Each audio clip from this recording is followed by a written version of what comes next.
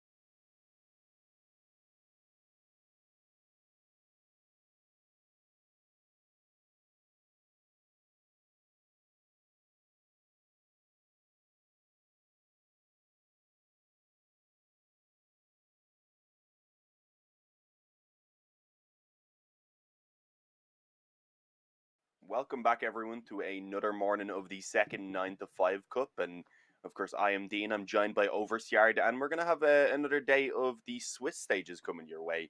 Kicking things off with a pretty interesting matchup here, a local matchup, I would say, Sselectah up against NAVI Junior. And of course, both of these teams are currently sitting at a 0-2 record. So on the brink of, unfortunately, being sent out of this tournament. So a lot, of course, going to be on the line for both here.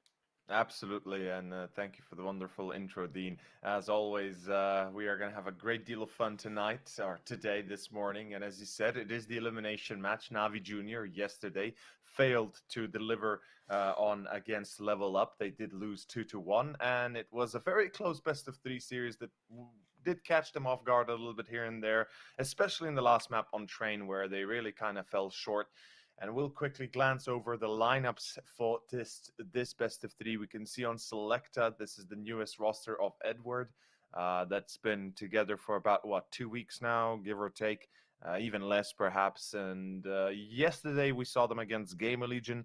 It did not look good. It did not look well. And hopefully tonight or today they'll be a little bit better off to work against NAVI Junior.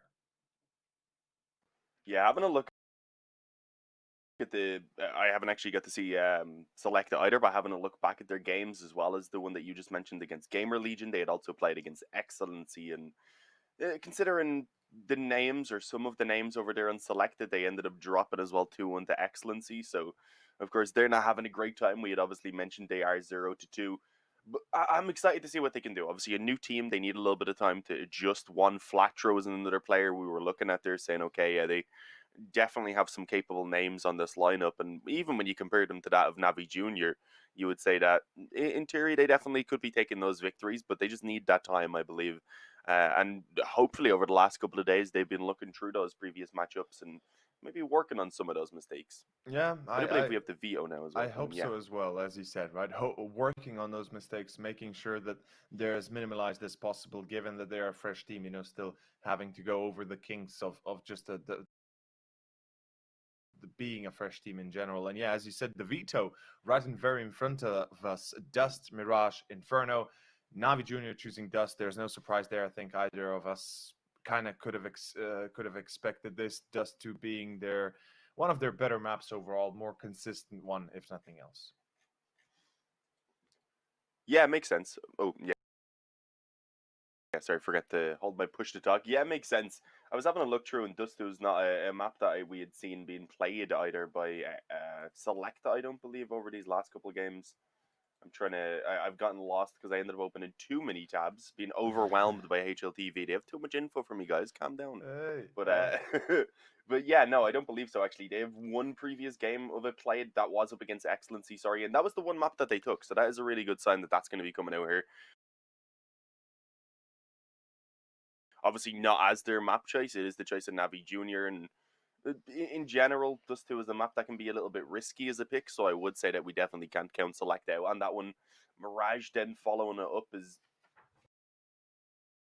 gonna be interesting. Another one that NAVI Junior can certainly play, but Sselectah don't actually have an official on it yet, so it'll be interesting to see what exactly they have prepared coming into that map, because if they are picking it out, then you would imagine that it's something they're going to be feeling pretty comfortable on. And obviously, I've had a little while perhaps to actually prepare a specific matchup, considering I'm sure they knew since probably yesterday evening who they were going to be facing this morning.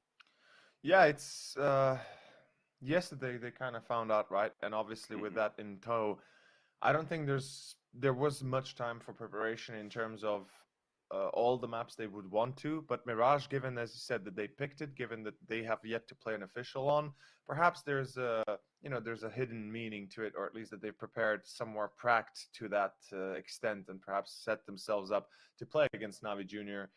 Maybe even gone through a few demos and such. And when you look at the statistics for NAVI Junior, they are not actually doing that good. They've got 10 maps played, 30% win ratio overall, a little bit lackluster when it comes to Mirage. So definitely there is a chance for Sselectah to potentially pull it off, at least for one map. But overall, I still have to pinpoint NAVI Junior as the advantageous team in this case, as the team that has the upper hand, simply because they are NAVI Junior and they have been playing for about since October last year. So it's going to be almost 3/4 of a year now, and they've really picked up the pace. Yesterday against Level Up, they did show us a lot of weaknesses. Hopefully, this time around, that they'll be already working on that part and making sure this does not get out of hand. And as we can see, the knife round is live. Indeed, this is going to be a lovely little best of 3. Though still, I tend to believe until the very end. Incredibly better than your opponents. So yeah, I'm still expecting a very exciting game here. One thing that worries me is even if we do see success being found here in this opening map by Sselectah, we said we don't know exactly what to expect from them then on Mirage of their own, which is their own map choice. And if we get to Inferno, we know that that's one that they're going to struggle on, considering over the last couple of days they have lost to both Excellency and Gamer Legion in pretty convincing fashions as well. So ideally they need to be getting going and maybe even taking this 2-0, I would say, on the side of Sselectah. I would actually tend to agree. Yeah, Sselectah, they do need to pick up quite the streak here in order to be happy with the current outcome. But let's find out first. The Patch is able to hold the line. He finds himself one tapper, though keeping a clear-cut, dry-cut hill as JL is able to return. And Sselectah gets themselves a little bit of an entry onto B. It's going to be a 4-on-3 currently, with NAVI Junior coming in hot from middle. No flank through tunnels. This is going to be a very hard retake for the B side. Hooked in for now, letting the flash come over. JL, oh my god, that was crisp. I thought he got the second kill as well, but that flick up to get Bit coming in window was just nasty. That was Sselectah picking up the opening pistol round for themselves. Good entries on towards B, and then a firm hold, just letting the CTs push in, wait until they were committed to a certain extent where there really was no backing up. And of course, just having everyone from Sselectah then peek out, and with that, finish it off. A quick pistol. It is going to be the force buy coming in from NAVI Junior immediately off the back of it, but considering all they get is some deagles and one scout, and with the T's haven't actually taken a very safe buy, going for all rifles across the board with 3 AKs and a couple of Galils. It is a pretty safe buy that they've taken here. They want to ensure that they're not going to be losing too much. The only thing is, when you do go for these straight up rifle buys, obviously you're doing it to ensure that you're not going to be risking losing too many weapons. But if you still end up losing a few weapons, it puts you in probably the worst position you could be in terms of money. So they do need to ensure that they don't lose more than even just that one player, I would say, at this point. Ideally, keeping the 4 alive is going to be the goal. Most certainly so, and especially when it's 4 AKs, right? I mean, that's a great deal of money at play. And Sselectah, they seem to be drawing a bit of a luck card here that the rest of NAVI Junior will not be hunting either for exits, either for frags, and we should be seeing a simple enough of a 2-0 beginning here. Sselectah, this is the start they wanted. This is the start they kind of needed, if you ask me. And as you said in the pregame, we both kind of agree to the fact that NAVI Junior is at an advantage, but also we kind of foresee the fact that this is going to be an interesting series and it's going to be a fun series. Sselectah certainly already proving that to begin well off on the first few rounds, and the more they gather early on before NAVI Junior start to actually play, at least Sselectah will have a better chance to keep themselves in this series for as long as possible. Yesterday, for example, was a good show of how quickly things can go sideways. 10-5 on the half on Inferno, only to then lose it 16-8. Oh, damn. Yeah, I wasn't actually there yesterday, of course, so I didn't get to catch those games firsthand. So that's a little bit of an upsetting one. I guess that could be still a pretty good sign when they get to Inferno, at least that they were able to have a good half yesterday. So we can probably take some positives from that. But for now, anyway, Sselectah, they are having a good time. They are currently sitting up 2-0. About to be 3-0 most likely, and I doubt there's really too much that the CTs can do about it. They have retrieved this scout, though. They were able to go quite aggressive up mid with it, then managed to even pick it back up after losing one player, and seem to have made the correct read, rather, that this is being brought over towards A, so that the scout alongside those deagles can still get a few kills. And certainly make this worthwhile to do some damage, make it more feasible then coming into that next gun round for NAVI to potentially break down the economy quickly of the T's. I continued speaking though, and unfortunately NAVI Junior, they didn't continue fragging, only the one overall being found onto JL, and I don't think he's too worried. That was his first death either way, so he's got a bit of extra money to buy back up. But obviously now is when things really are tested, it's when we find out how this is really going to go down. The first full gun round, the up available, the rifles, everything is plentiful for Navi Junior. But if they end up losing out this first gun round on the CT side especially, it can then be pretty difficult to get the economy going. So they want to get going now. Absolutely. This is where things start to get a bit messy and a bit trippy. It's going to be the gun round that's going to count the most. Navi Junior, can they start the old engine? Well, we're about to find out. Gospodarov boosted on short. It's a classic move we see a lot of times to try and give them the upper hand, especially if it is a default that the T's would be running through upper B halls and, of course, moving in towards mid Xbox. Instead, Sselectah, on the other hand, they're looking for a straight 8 take through long. A little bit slow to go about it, though. They have achieved control of set position, yet they're not really moving out quickly enough to try and take Navi Junior by surprise, or otherwise by force. And we do see the spread around as Raven, as far as I can tell. Excuse me, that's not Raven, rather, but in this case, Juan Flatro, checking out top middle, even checking towards upper B. And here comes the execution. They might actually go through short. If that's the case, do they go through short? No. Wait, are they? No, they're not. Never mind. It's Edward. Minded the split. It could have been dangerous, though. Obviously, they would have needed at least 3 on short in order to actually take that control. So maybe wanting the later, and yeah, that's actually the goal. This is ideal that they actually did show the long presence first, just because we knew that the off obviously had been pushed up, and it influenced the off to go back. Instead, Bit was the one who went forward solo. Oh, that was the collateral. Edward actually getting legged down in the background, and still, though, getting himself the kill, and in on the A-bomb site. One Flatcher also finding success. This round fell apart real quick. At this point, honestly, Unker and Capaccio don't want anything to do with this. They have no kits, they have so little utility, and they have, most importantly, 2 very valuable rifles currently in their hands that they do need to take over into this next round. Is there any spare money there on anyone? No, everyone's sitting around 100 at 150, so even with the 2 weapons being saved, it's still not really going to give them sufficient economy for a buy. Likely the 1 eco, maybe some pistols and Kevlar to back up these M4s, and with that potentially a 5-0 lead to come out for Sselectah, they are off to a great starter. And a reminder, it is on the map of Navi Junior as well. Exactly, that's the thing. Right now, Sselectah, this early bird start, this great beginning they're starting to pull up, it really puts into perspective how the tables can shift and how quickly even themselves they can look a little bit more weakened than anything else. And Sselectah, I mean, it's a perfect start, if we can say so. 4-0, being able to win the first gun round, being able to dominate the economy of the CTs to a certain degree. And they're definitely starting to pull on a few strings. And oh, look at this, out middle already. There's going to be Edward, excuse me, no, Juan Flatro this case, going to be pushing out deep. On care is ready for it.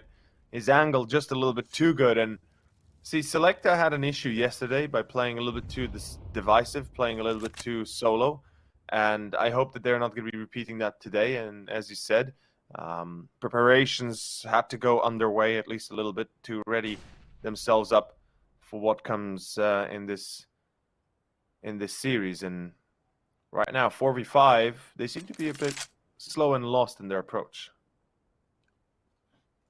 Yeah, losing one Flatro as well early on is a pretty big loss, considering he is, I would say, one of the more recognizable names, apart from Edward, as you would, as everyone would say. I mean, Edward obviously going to be the one that you look at this roster, you think, oh damn, okay, Edward's on here. This is one that I'm definitely going to keep an eye on. But yeah, needing to be maybe a little bit more selective with those early peaks, or at least having people ready to follow up. But the 4-on-5, it is still redeemable. Definitely can't count Sselectah out of this one as they move forward, especially in towards that B split. Ooh. Nice flash came over, though, to allow Unker to peek in. Same idea had by Capaccio. He ended up getting caught, but it doesn't matter. Unker, he anchors that B bomb site. Nice double spray down. JL, unfortunately, had lost the bomb as he was moving up. If he had the bomb there, that could have been very winnable. The fact that he even gets 1 more kill is a little bit ridiculous. Some good damage being done. Sselectah can actually be really happy with that, considering they went into it in the 4-on-5. It could have gotten down to the 1v1 if they had traded evenly, for example, but still, bringing it down to only 2 surviving in the end, it means the reinvestment, obviously, from Navi Junior is going to be pretty hefty, so we'll see exactly what their buy is going to look like. It is pretty solid, but they have no money left over, so a chance for Sselectah to just immediately bounce back here. So we'll see if they're going to be capable of doing so, or if maybe they'll get stopped a little bit again early on. As you said, could be an issue, and indeed, Edward trying to beat those Molotovs out towards long ends up just being isolated from the rest of his team and taken down without much of a fight at all. Seems like with a blink of an eye, the odds again shift in the favor again in the hands of NAVI Junior. One thing that is a little bit disconcerting is the fact that, yeah, they left Edward out to dry. I didn't see any flashes through long, maybe, you know, a little bit sooner when he was moving out, but still, Edward just unlucky to not be able to even get past the certain point. And look at this, it's going to be a short push. 4 players grouping up to try and hit this site as best they can. Nades are going to be flying in. Raven tagged heavily. One flat-throat Goose, and he's blinded like no other as Topa helps out Bit to make sure that he takes care of his little problem. And Raven, good control, at least able to find 1 second for JL. Wait a second, this might not be over. Well, that was a bit anticlimactic, as Sselectah do get the bomb plant, but they do not get more than that. 2 frags is not yet going to be enough to completely break the CTs. On the other hand, yeah, the 2 rounds in a row is enough to break the T's. Or maybe not. I think they're going for it. I think they might go for it. Yeah, they did plant, and they did have a little bit saved up. But Edward could drop, so they've managed. I mean, they have an op, so in that case, at least they're safe in the firepower, right? Yeah, Edward was able to give that one over, I believe. I mean, it makes sense. Again, they know there's not much money on the TE side, but gonna make sure this one works. Otherwise, at that point, definitely gonna have to take the eco and not take the again the ball plant down as well. So a good chance. This is just given a big opportunity for NAVI Junior to crawl back in early, I would say.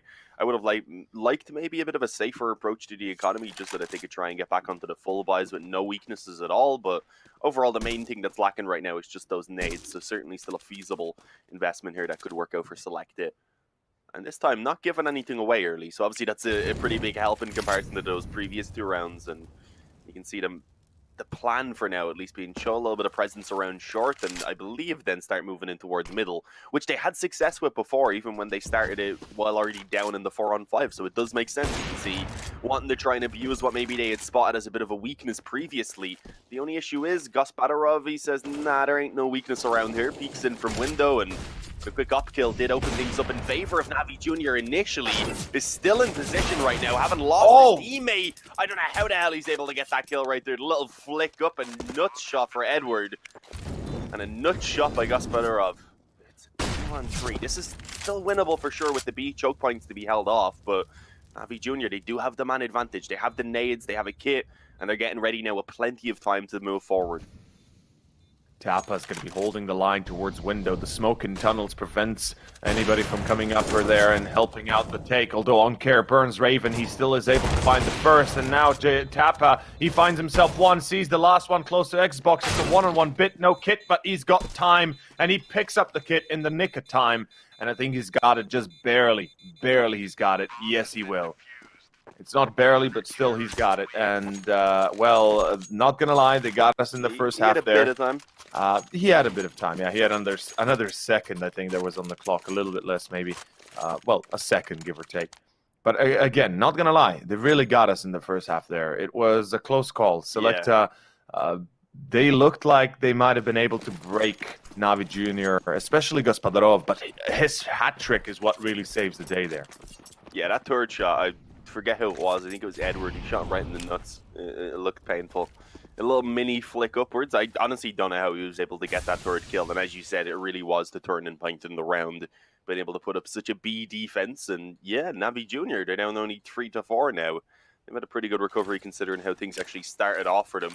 But look at this, Sselectah. They've got some rifles, they've got a couple SMGs, or rather one SMG and a Tech 9, and they just want to move out of tunnels, which so far isn't going too well for them. The nade to follow up as well is going to do actually not all that much damage. And now in the back of the bomb site, I was going to say there is a player looking to be in trouble, and although he is in the end, it's when Edward gets a double kill to leave himself in the 1-on-2. So in terms of the actual entries towards the bomb site, it really didn't go too well. It's come down to Edward now needing to clutch this one out.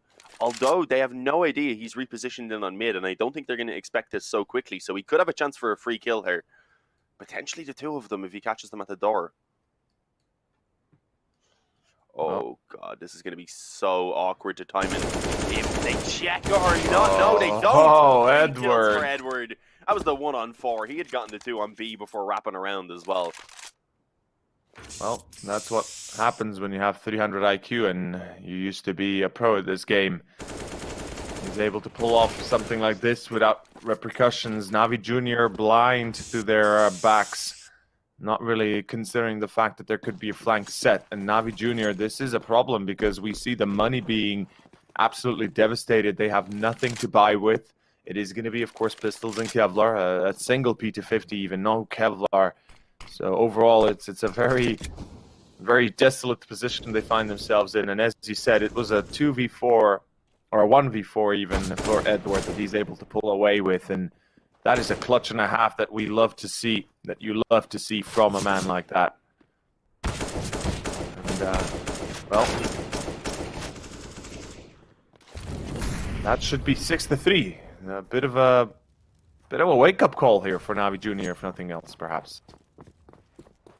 Yeah, we mentioned this is their map choice. We mentioned Dust 2 is always a little bit of a risky map choice because, I mean, look, it is Dust 2. Of course, it's going to be a little bit crazy. It's not like there's ways that you can play all that unique. It comes down to more of your individual skill, and that can be hit or miss from day to day, no matter what team you are. No one's going to be perfect every single day. No one's ever going to be on 100% form 100% of the time, so we'll see how this goes down. It's still pretty early days, so I'm not going to say too much about it. Another exit kill coming in, or rather one exit kill coming in there for Encore. Unfortunately, wasn't able to take the weapon to actually run away, which would have been pretty useful considering they do lack nades a bit after buying up, and they also don't have a defuse kit. Okay, they do on Bit, thankfully. I didn't realize he just got one. So they do have a kit. They have the up, obviously, on Gospodarov again, which is big considering the 3K we seen him hit the previous time he had that weapon in his hands. So we'll see if NAVI Junior can get back into winning ways, which is exactly what they want to be doing right now before Sselectah can bring it at all past the 6-round mark already. They want to be at least tying it up before they let another round slip. And around long, they have actually found the opening kill. Again, one player just a little bit too far forward in comparison to the rest of his teammates. One flat throw gets dropped, and straight away, NAVI Junior are able to just go ahead and revert into a little bit more of a passive setup to ensure they're not going to be giving any picks away that at least Sselectah don't have to work hard for. Exactly. So, Gospodarov, as you said, even though he's tagged, he has the op, he has the challenge here to be presented regardless. And this presence towards middle by NAVI Junior, I kind of like the way they're going about it, but they are leaving themselves extremely exposed towards the A site without having anybody in CT or otherwise on site itself. There is a good chance they will lose it without a fight at all. And we all know how quickly things can go wildly wrong if the A site is lost in that manner. But let's see, smoke on short, and here comes the commitment. Counter smoke should be deployed, or at least counter utility should be coming in soon. And this is a dead giveaway that this is an A take. NAVI Junior, the reply has to be imminent. They have to start coming in fast. Tappa, there's the first. Gospodarov, the op, is able to tag on to Tappa, actually. Yet still, it is a 3-on-4, not the end of the line. NAVI Junior, they'll have to fight their way to this victory. And you said that, you know, they don't want to cause too many issues for themselves. Well, unfortunately, this is quite a big problem, especially with the way this afterplan has been set and without too much utility. Wait, well, okay, never mind. JL. Yeah, that's gonna do the trick, isn't it? Edward again from the flank. That is definitely gonna do the trick. Yeah, Anker was already on the bomb as well, I believe, getting ready for the defuse, so they are all good. NAVI Junior, they do again manage to bounce back before it gets too dicey, but as I pointed out, probably wanting to tie things up before they drop another round, otherwise it'd still be a little bit dodgy for them. They can't afford to just have their CT economy immediately broken back down. I seen someone mention in my accent, and I'm guessing that's when I say any of the Russian names. I would like to apologize. Oh, but no, it's why? to be expected. It's all good, man. Your pronunciation is pretty clean. Pretty on the spot, man. No joke. It just sounds weird from an Irish person in general, even if I pronounce it correctly. Oh, one flat from Damn, he actually got second. That was crazy. I didn't even realize he had gone down to bit right there. It didn't show up in the kill feed, at least not as the right color. But he got the double before going down. He has kept it in a position for Sselectah where they have the man advantage and they have the ability now to just cross over together. And we're seeing even NAVI Jr. trying to go aggressive, but look who it is. Gospodarov, he had a great time previously on B. Now he needs to come out on top of the clutch, and he's not going to connect the shot when it really matters. Spotted on the ramp, obviously, and even given room for JL to just jump up. Glock's out then afterwards, and with the Glock going to be easily finished. That was a mental round. Great entries from one flatterer, though. That was definitely a very mental round. And by the way, he didn't go down to Bit. He went down to Edward as a team kill. So, yeah. Is that what it was? Yeah, yes, I was wondering. Yes, yeah, that's why you got like, confused. Yeah, I was like, oh, I had to double check. I was like, wait, what happened there? And then I see that in the kill feed, of course, Edward, unfortunately, getting the drop there. But yeah, that's going to be Sselectah. Just one bullet. He was getting riddled by the person on the other side of the smoke as well. So probably just a bit unfortunate, one stray bullet. Yep, it was simply a tap. It's just like tip, and that was it. And the tip on the hat or tip on the head. And unfortunately for Juan Flatra, who's already tagged up heavily. In any case, I mean, Sselectah 7-4. This is an excellent beginning for them, given we're talking about Dust, given that we're talking about the map pick for NAVI Jr.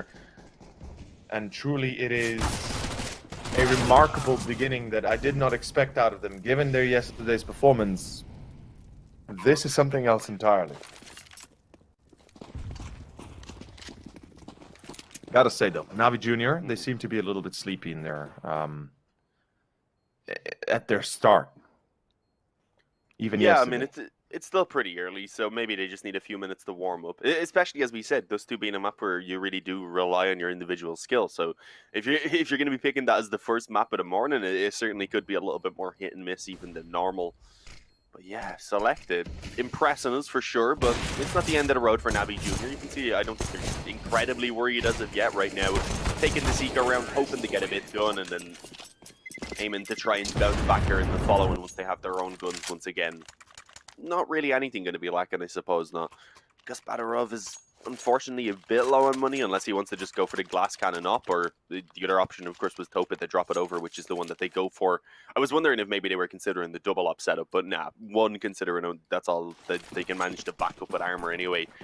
Plenty of nades, and this time there actually isn't a defuse kit in play. So we'll see if that ends up being an issue, because Sselectah, they've been fairly successful at getting on towards those bomb sites, I would say. We've seen a couple of retakes have to come in from NAVI Jr. Long presence again. This time, NAVI Jr. don't stick around to challenge it, I guess because of how much they struggled in the previous attempt. Well, they'll take this a little bit slower, I guess, yeah. Now, I like the short boost again coming out from Gospodarov, and in this case, yeah, Bit. Yet Sselectah taking it very slowly, approaching the round with great care, and in this case, just overall, they seem to be very concerned about a quick, aggressive push by NAVI Jr., which wouldn't be the first time they would be experiencing it, but rather, right now, they're not exactly in the best of spots when it comes down to their positions. And Topa pop flashes through long. Molotov as well flying in. The response is quite severe. NAVI Jr., they've just been duped. They've been duped heavily. I mean, it's a two-man fake on long, and yet they rotate everybody over towards the A site. And you can see the concern in their movements. And unfortunately for them, they've just lost B site. Tap a double, tap a triple. More like spray, more like sprayer, right? Exactly. And that is going to be back to a 2-on-2. Let's see. Yeah, I mean, the bomb's already halfway ticked, but if they had a kit, I would have said it could have been certainly still feasible. Unfortunately, we had pointed out at the start of the round that they didn't have a kit. So, yeah, without that in play and with an op in the hands now of Topa to be saved over, they really don't want anything to do with the actual retake itself. 9-4. Sselectah are not being selective with what rounds they take. They're like, yeah, we'll have that one, that one, that one, and then we'll have a little bit more too. You'd think they'd be a bit more picky, right? And they'd be a bit more prickly about it, but yeah, not really giving a damn, I guess. And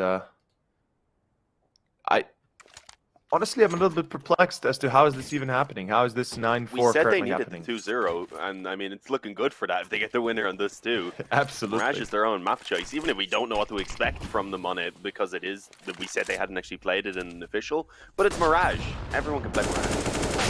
I guess similar to Dust 2, as we're seeing right now, even though it was the choice of NAVI Junior, they're not having that great of a time, and this time trying to challenge around long and not having weapons on everyone, it ends up kind of costing them, and even for Topa trying to escape, shot in the back and embarrassed a little bit, I would say. 4-on-2 right now. The op's still here for Gospodarov, and again, he's had a good few rounds that he certainly had good impact in so far, but they've been struggling overall, so he needs to go huge in this one, and that's a good start. Absolutely. Opening it up, able to bring down on Flatro. It definitely opens up a venue of attack, or another venue a chance, if nothing else. NAVI Junior, though, they know this is a B split. The question is, do they realize it's all three players to the middle? And by the time Gospodarov is in position to go for a retake or something, the site's already been lost. Edward, okay, the jump didn't actually... was there a shot? Yeah, no, there was not a shot. Apologies. I thought there was a shot, but Gospodarov didn't take it. 10-4. I am just kind of in awe at the performance of Sselectah. Really, I am. I did not expect 9-5 if NAVI Junior won that round, and with that we could have quickly done a shout out to the tournament, but they didn't want to.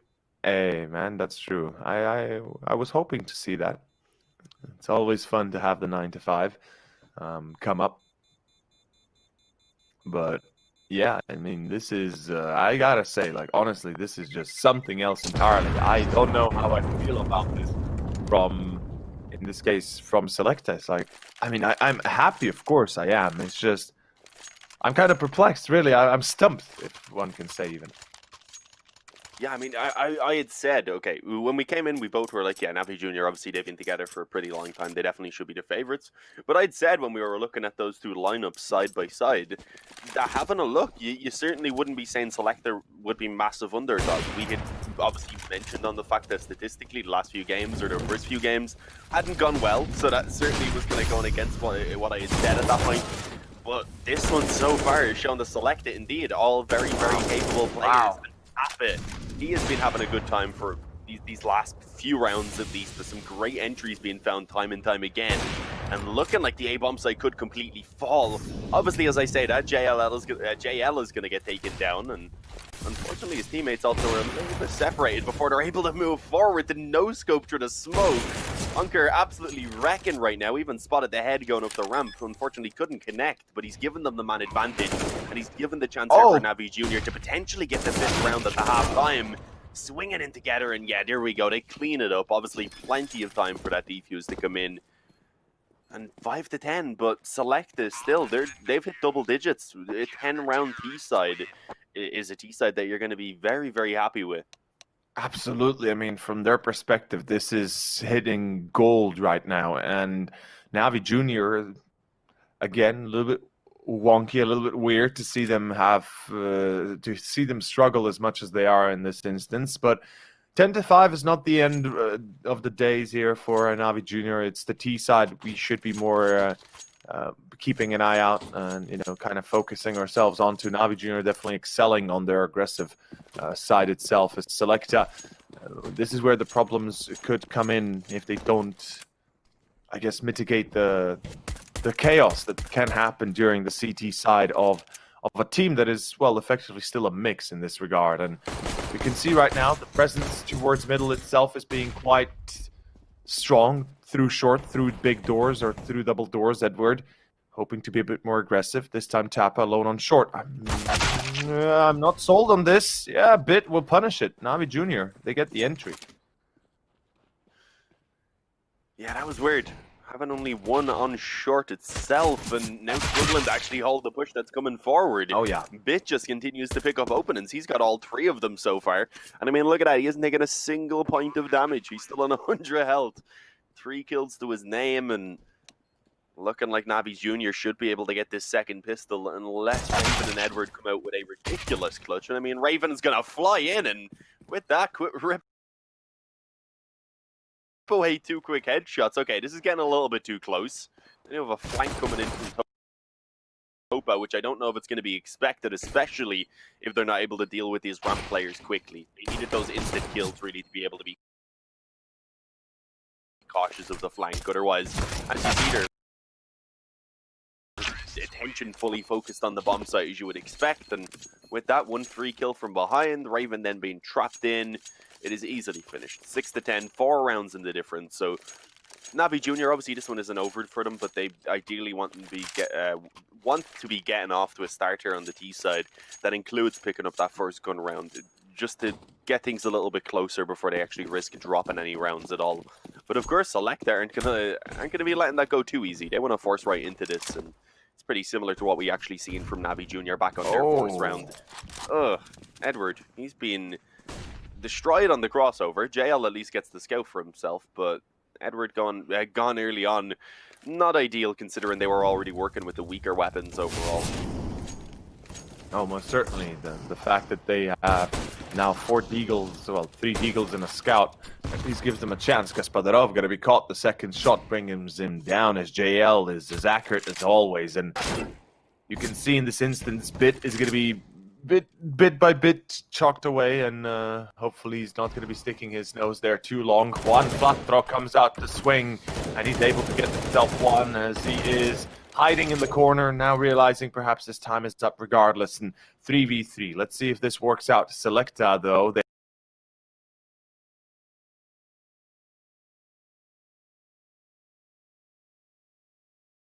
this is it. He needs to close it out with a hat trick. The first attack boss does not predict Raven close by, though, and unfortunately for NAVI Jr., that shall be the end of the round itself. 6-11.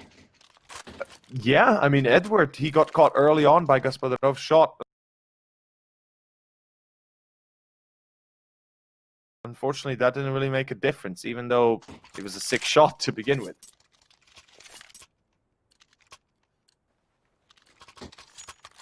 Oh, Lord. Yep. Somebody call reaction I could give that one. Somebody call the exorcist. We need it. Do we need an exorcist now? Yeah, I think we do. The deagles are too strong. Who's got the demon in them, Sselectah or NAVI Jr.? Because I don't know. Maybe NAVI Jr. right now playing like they're shaking all over the place and they can't aim too accurately. Mid-exorcism, perhaps that's what it is. Nah, that was just... It happens. We see that happen a lot. We see those pistols at least once a day. I mean, that's when we're modest. Even if it's just 2 best of 3s, at least once per day is pretty much guaranteed. And we might get a second here. We might even have them back-to-back because, I mean, there's another quick opening coming in. This time from Unker. They were able to find Edward in the beginning of that previous round as well. And he is the man, unfortunately, to have fallen within just seconds of this round beginning, and has now left his teammate in a bit of an teammates in a bit of an awkward spot again.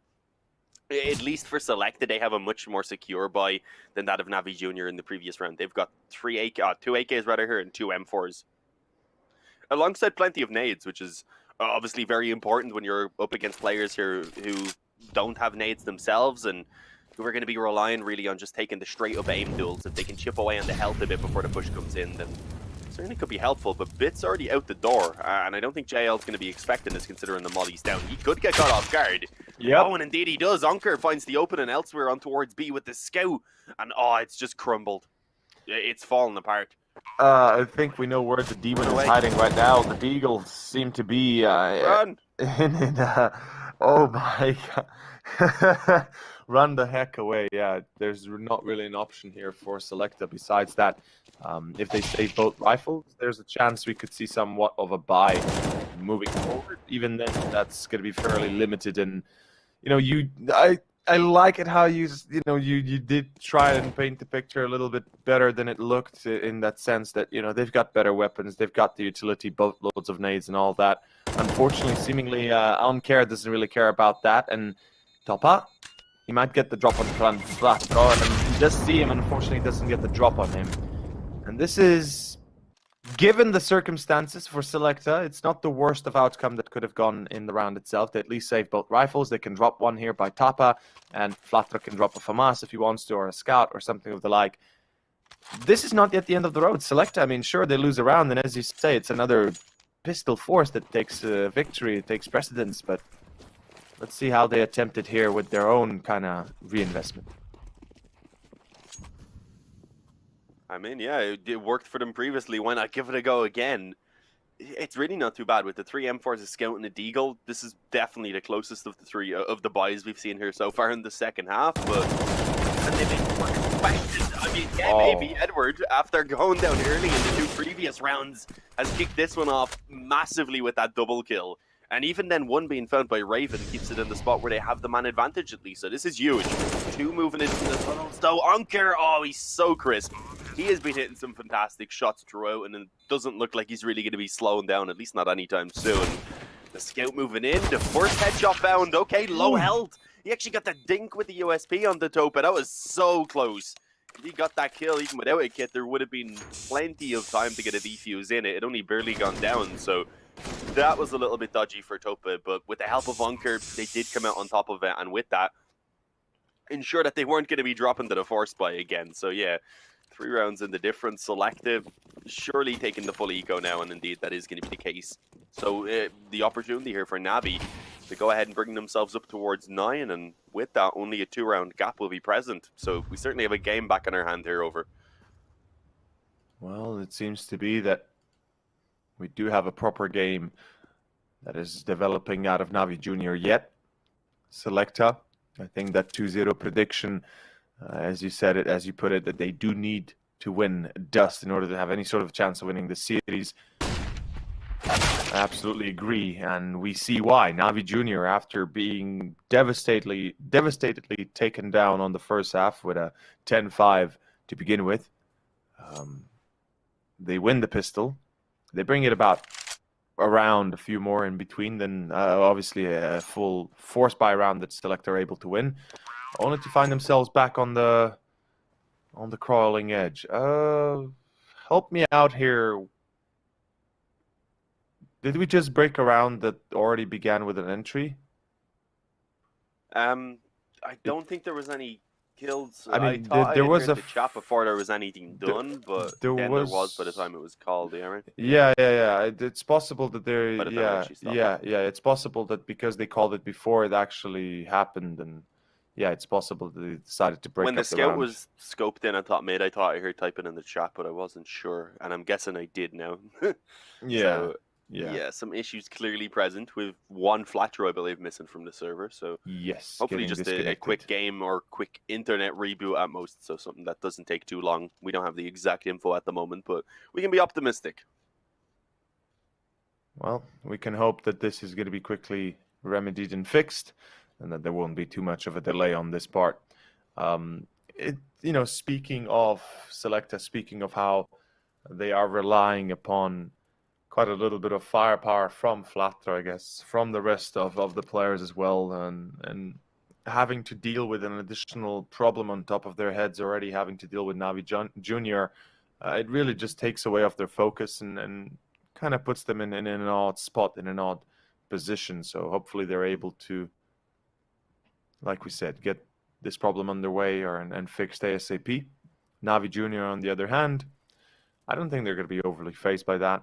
Now, maybe a bit just discontent by the fact that they'd get a frag, that they'd get an entry in the round already. Unfortunately, they had to break it up. But they are good sports, and they will allow the round to be restarted, which is respect them in that case. They could have said, "Nope, we got the kill. No matter what you wrote, we got the kill. We'll finish the round, then take the break." If they really wanted to be nasty, but like I said, good sportsmanship, man. It's nice to see it. It's rare these days when it comes down to CS, especially now. Obviously, teams, yes, but in the general sense and the general gist, there's not many good sports in this in the community, I guess. When you play Face It or something, people are very, very toxic, man. It's just crazy.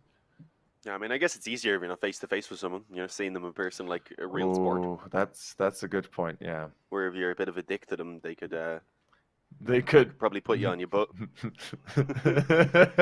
They could probably put you on, yeah. Yeah. Oh boy, I can imagine a few things going down if somebody were a bit too Like, much. imagine saying anything people say to you in games in real life. It'd just be. Oh. Everyone would look at you like, you weirdo.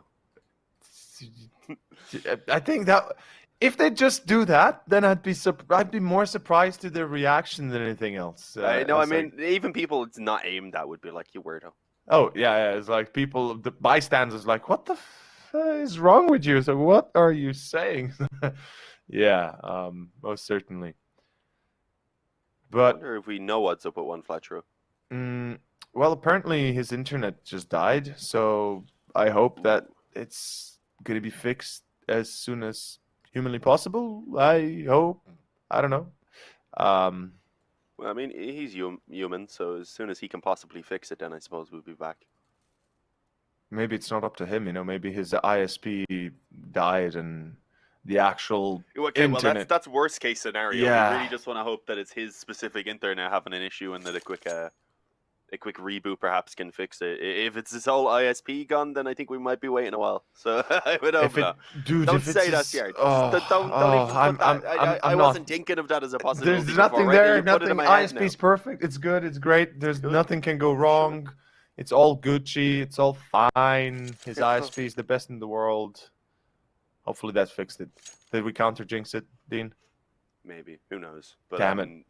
Yeah, I mean, I'm not too sure what we should do while we're writing here. We were getting into the grit of the action right there, unfortunately, as the pause comes in. So it is a little bit of a breaker Yeah. in terms of the ride we were on, I suppose. The ride of what had been some crazy CS up to that point and some back and forth rounds as well. Put it so poetically, man. We really were on a ride, weren't we? Damn. NAVI Junior, they were pulling it back all the way, dude. Yeah, we were getting lost in a few rounds. I mean, even up until those 2 rounds came in for NAVI Junior, it was back and forth for the 3. So we had them being competitive. NAVI had just got a bit of a hold on the game, and we're beginning to make up for what had been a poor start to the first half. So we'll see if they're going to be able to keep that up. We know that they're not going to be up against the greatest of boys, at least once One Fletcher does come back. So they do have that positive. They'll be up against a bit of an eco, most likely to warm themselves back up into it. But yeah, you don't like having to sit around when you're in the middle of a game, especially when it's the first map of a best of 3. If you have a long pause, it can be a little bit demoralizing when you're one of those players. Like, come on, guys, we have lots of CS to go. Let's just get this going. But obviously, Sselectah, not their fault. Internet issues do happen. It's just kind of it's just what you're gonna get, I suppose, with online CS, especially when you go a CIS region and Asian region and such. Even though there is very capable internet, sometimes you get someone who's maybe in a bit more of a rural area. I mean, even here in Ireland, the rural internet can be absolutely terrible. So, well, it is to happen sometimes. Yeah, exactly. It just happens. Nothing we can do in this case, and we'll have to wait and see what the answer will be from Sselectah. If they bring in a replacement, which is quite possible as well, True. That is perhaps then, you know, definitely changing the tables or the odds in the favor of NAVI Junior in my mind quite heavily, because Flattery, if nothing else, he is still a powerhouse of a player that can bring his own when he puts his foot down, you know he's put his foot down, is what I'm trying to say, right? He is definitely a force to not be reckoned with on the server, and you don't want to mess around when he is playing well. And right now, I hope that either a replacement or some sort of a backup is at the ready here for Sselectah. I believe they have about 15-20 minutes of timeout. Technical timeout to find a solution and to fix the issue they have. Or Edward on the phone right now. Hello, old NAVI friends. Hey, Edwards, you know who's Edward calling right now? Simple. Yeah. Maybe he'd go Guardian or something. Someone who's not on a team at the moment. Like, hey, bro, I need your help. I mean, at this point, you know, I'd call Simple. Why not? Just like bring him up. let's go. Sasha will solve everything. No. You call in a sub like that, and you discredit your own team's performance. So it's okay. No, let's be real. No, that's true. That's true. Just like you have a look through their previous games, like, okay, yeah, they had a few tough games early on, but then they won this one. And you look at it, and they played with simple, and you're like, oh yeah, that makes sense. It's like, oh, why did they win? So yeah, 16-8 after being after winning the half 10-5 and starting to lose the second half. Oh wait, simple had 40 frags. Okay. I'm sure one Flatcher will be back. The internet probably just taking a moment to restart. Yeah. But yeah, no, if they were to, as you said, it is still an option that they could maybe have to bring in a sub if he's not going to be able to get back in time. But I don't think they'd be going for a sub quite on that level, even if they were to bring one in. It would be crazy though. It would be shameless, wouldn't it? I remember watching a game back in like 2016 or something where a smaller team brought Guardian in as a stand-in when it had already started out and he just destroyed everyone. And I remember people afterwards were complaining about it. I think that was the last time I had seen like a smaller team bring in a clearly, at the time, world top player in the world and just destroy. Yeah, I see the chat getting a little bit bored. Not much we can do, guys, unfortunately. Blame the interwebs. Yeah, chat, don't blame us. You know, we're just here for the journey. Me. You can blame Ciard if you want to. Oh, don't blame me. Blame Dean. He's the one. You know, his Irish internet is giving problems for everybody. So you know, he is rubbing the one. The potato-ness off on everyone else. Your internet running on potato power. Oh man, that would be. Funny. Well, let's see what the outcome here is truly and what the decision will be. I guess production will inform us. Or here we go. He's back. Hey, Flat Throw, welcome back, buddy. Hopefully that quick timeout didn't break their stride. And you did point out well that Navi Junior's momentum had been halted here, and having this long of a break, I mean, this is a pretty big upset potential here for Sselectah to maybe turn around the heading they were going in.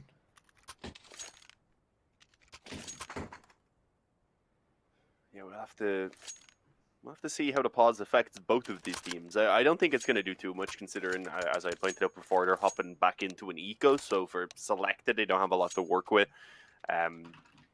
On the side of Navi Junior, I think as well, just because of the fact that it was slowed down and because there was the pause for a few minutes, I think they probably will be a little bit more cautious. I don't think we're going to see them just straight up rushing anything too crazy or anything.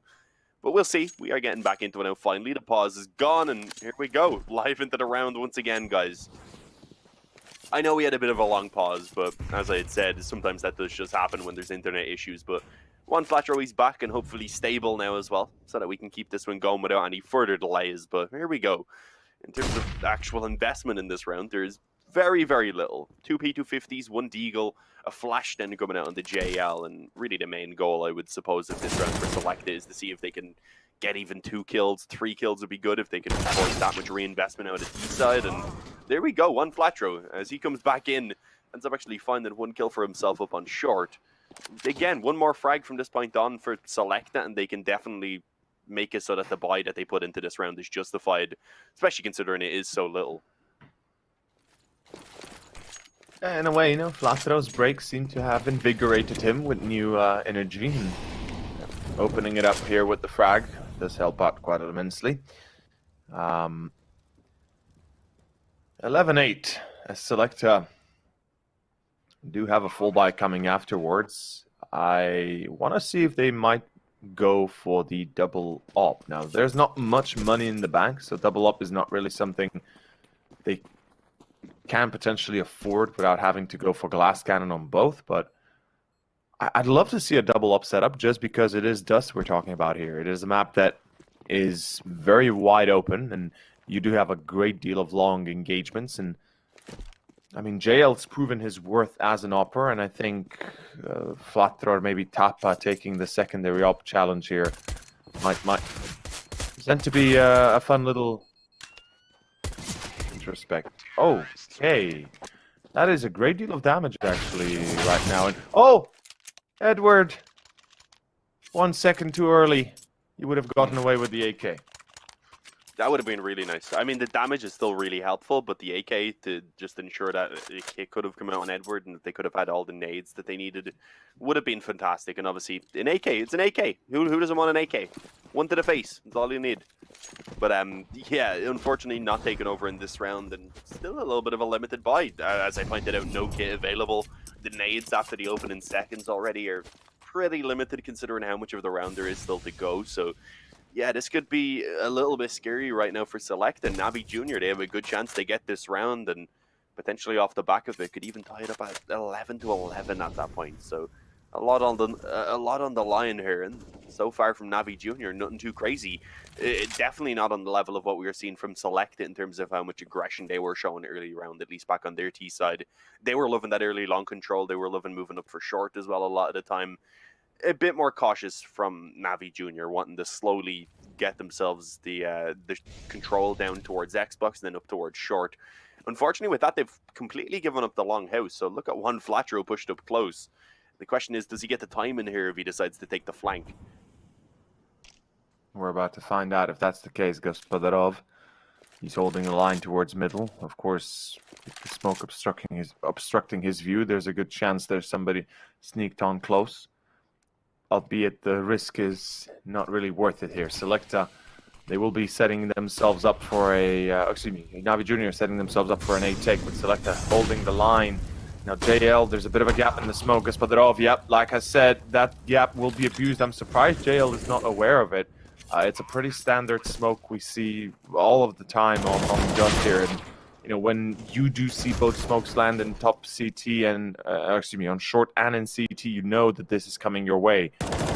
So I'm perhaps a bit perplexed. JL is oblivious to that fact, yet still Sselectah in the end can't really do much about it. A few frags had been returned, but that's about it. 10-11, and another eco coming out for the CTs. And I really now think that the double up will be their only solution to try and drive home this result in this map.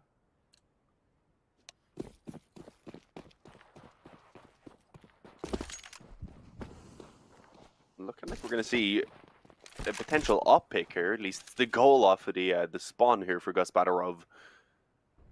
Needs to be a little bit cautious here. Doesn't want to be getting pushed down by pistols. And oh, Edward, yeah, he wanted to take a bit of a peek in. As soon as he falls, though, they already had 2 others behind them, so they were ready immediately to pounce out onto this bomb site.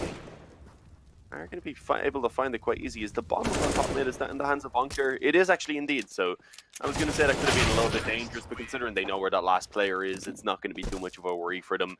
NAVI Junior, clean round comes in. They're able to go ahead and bring the scoreline up into an equal position now at 11-11. And this is getting scary for Sselectah. We had said that Inferno, if it gets to that third and final map of the series, they would be struggling. And even if they end up going down here on Dust 2, Mirage definitely isn't set in stone, even with it being their map choice. We had pointed out that they haven't actually played an official on it yet. As of this point anyway. NAVI Junior, they play it a decent amount. They don't have great stats, sure, but it's Mirage. If they're feeling good after this one on Dust 2 as well, then it would be really scary. But here we go. Much better start anyway from Sselectah. Vin's going to do what he can to recover the situation, and of course he does. Gets the double, reopens up the A bomb site, and potentially now reinvigorates the round again for NAVI Junior. They need to deal with this player on long though. Yeah, Tappet could put a stop to this one before anything else happens, but he's only able to get one.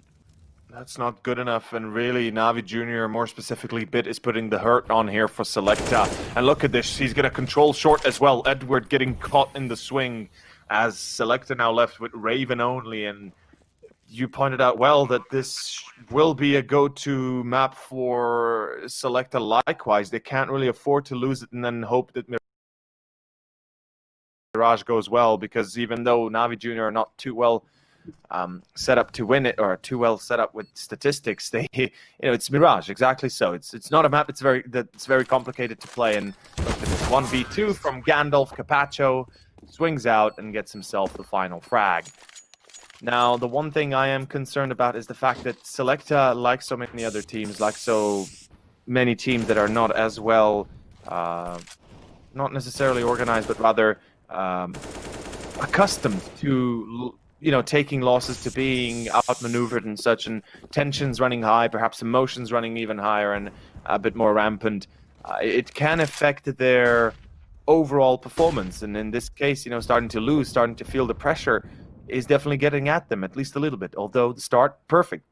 Edward with the scout is able to take out Gaspadarov, though seemingly JL having no luck to find at least one. Hey, Raven. Eagle, oh, nearly having a chance to line them up right there. Good work by Raven to even get the one, if I'm being honest. This is still winnable. Tap it in mid. No way he's expecting this now. Uncle's going to be able to walk through the spot. You were saying? Yeah, okay. Yeah, he turned around just in time to check it, apparently. I thought he was going to be pretty much just sitting duck in mid right there. A 2-on-2. This round is so close. And look at this one Flatro trying to line up the deagle shots. Not quite able to get the kill, but he delayed it and I guess distracted enough to allow for Edward to go ahead and pop out with the AK. So suddenly it is all on Bit. The man who I would say was the hero of that previous round, considering he's low health and is being pushed. I was going to say there's probably very little that he can do, but obviously he hits an instant headshot and shuts me up real quick.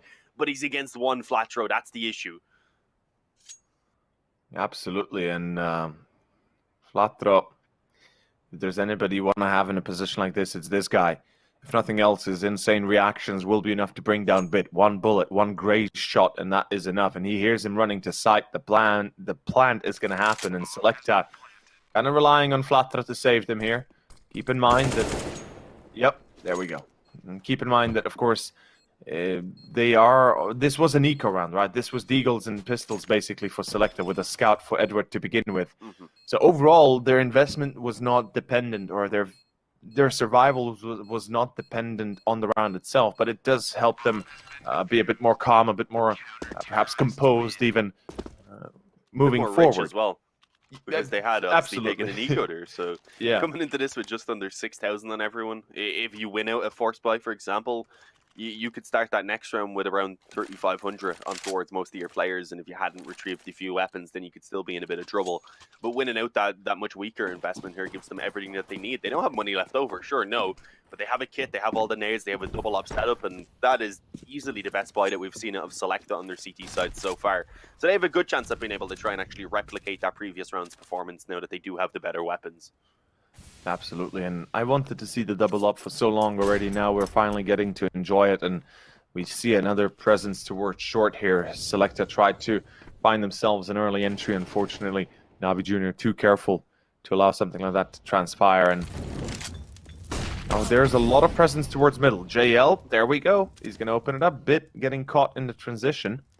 The Molotov was a dead giveaway. Somebody was coming in from lower, and obviously the lineup not too hard, although nice attempt, still not too successful. Flatro's out, but not on care, and well, that's pretty much it, isn't it? I mean, JL finding Topa on long, the tag on Gaspadarov. Sselectah seem to be doing a great job with this double up setup, even though Edward has yet to shoot a shot. Actually misses it. Wait a second. Oh, misses another one. Edward, I will take those words back. They're not doing too good with the double up. Luckily, it's JL that's performing here. Yeah, okay. This is getting a little bit too close for my liking, but they managed to come out on top of it. Edward nearly made you eat your words, I suppose. That was way too close to my liking. A couple of op shots. I mean, we don't normally know him as the opper, to be fair, so I think we'll let him pass on that one, but it looked like he definitely should have had it. I mean, the player was jumping around a little bit, trying to make it difficult for him to hit, so I mean, it's somewhat understandable, but I don't think the Twitch chat is going to be as lenient as we are. But yeah, 13-12, that's the main thing. Sselectah have regained the lead for themselves. It had been a while. Can they keep this up? Because if they are able to come out on top of this current round here, then Navi Junior's economy will be in ruins. And with that, Sselectah would likely be finding themselves map point. So this is a big opportunity right now for the CTs to at least get themselves that security of the overtime with a few opportunities, of course, to close it out. Most certainly having the chance here to pull it home. Sselectah, this will be a big upset if they do so. And Yeah, like, I just want to touch on the subject. I didn't expect Edward to go for the second up. It would be rather Tapa or Raven that I'd rather see. Maybe even Flatro, for Christ's sake, not Edward. But then again, JL this time going to be plucked apart by Gaspadarov, the shot being absolutely immaculate. And you could see that the fake swing there by NAVI Jr. helped out with Gaspadarov challenge in general. And that is quite a bit of a hefty loss, although Flatro, his flank, I mean, this is insane. He's been able to pull it that far back, and he's still coming in behind, completely unnoticed, unchecked, and Tapa needs to stay alive. No, I say it, and he gets absolutely destroyed in the second later. This is a bit of a disaster, if you ask me. Sselectah, they do need to keep Edward alive. Grab control is vital. Flatro comes in through short. Edward finds one, finds two, sees the third. Edward! The hat trick, the pull down. Well, that made up for it. That definitely made up for the missed shots previously on B. Oh, couldn't pick the up. I think he just doesn't have success with the up. He can't shoot. He can't even pick it up. Oh man, I you know, imagine if the game's like, nope, you're not getting that. Next time maybe. This time, nah. Keep to the weapon that you have. You're doing a great job with it, Edward. Love ya. He got the up in the end, though. Will he keep it for himself for the second up, as the secondary up, or will he maybe give it over? Either way, we'll see in a moment. But yeah, big round from Edward. Fantastic recovery towards the end with that double kill, and with that now 14-12. I pointed out that a potential eco, but the bomb had gone down, so NAVI Jr. are able to buy again. So this actually won't be an easy round. Although they don't buy on everyone, they keep enough on Gaspadarov to be able to, I guess, come out with the op-in towards the next gun round. But the only thing is, obviously, if they don't get a bomb plant here again, then there could be a few players actually struggling to buy in this next one. So it could be maybe 2 players with AKs and a few perhaps lacking. So even if they lose this, they need the bomb plant. But ideally, of course, they don't want to be losing anything now on the side of NAVI Jr. They're looking to try and end this 16-14. They want to put an end to their own map choice here in regulation before it gets too dicey for them. Exactly. So they wanna close it out ASAP if they can. Now, Raven, he's certainly doing a good job pushing into upper B halls, excuse me, and he's able to get himself with a pop flash, the drop of the hat on Capacho. Unfortunately for NAVI Jr., they seem to be a little bit close into their position right now. Coming in through short, yes, but they don't really have room to maneuver out of it if they fail. Now, luckily, there's nobody on site. There's not even anybody on long to challenge. Surprised that Sselectah choose this kind of route. It leaves them very vulnerable. The retake's going to be hard to achieve, but let's see if they do it. Edward! We blamed him for his op skills. Now he's proving us wrong. Happy to see that. Yeah, always good to see a legend perform, and can he keep it up now is the question, because the round isn't quite over yet, neither is the game, as it is a 4-on-2 now in the retake. Edward actually getting himself another kill. They know JL's deep in on short behind the stairs, and with the molly down at the moment, they can go ahead and just hop on the bomb. It's already been defused, and yeah, there's nothing to be done about it at all. Anker hitting some nice shots. Confirms at least the save of the 1-up to be brought over, as you see. Give him back over to the Gaspadarov there, and on the other side as well, only the 1-up being carried over for Edward. So they're a little bit limited as well on the side of Sselectah. Definitely not having the double up setup, and not really being able to get all the weapons either. Raven being limited down to a FAMAS, so not the best of buys for Sselectah, but it's still good enough for them to try and close this one out. But obviously, everything available for NAVI. They've got the op, they've got all the rifles, they've got a few nades, at least left over after they get that initial long control. So we'll see now what's going to be done by Sselectah in terms of the reaction. And it looks like, yeah, sending one player in towards short to at least get control of that area, and knowing that they've lost long is the plan.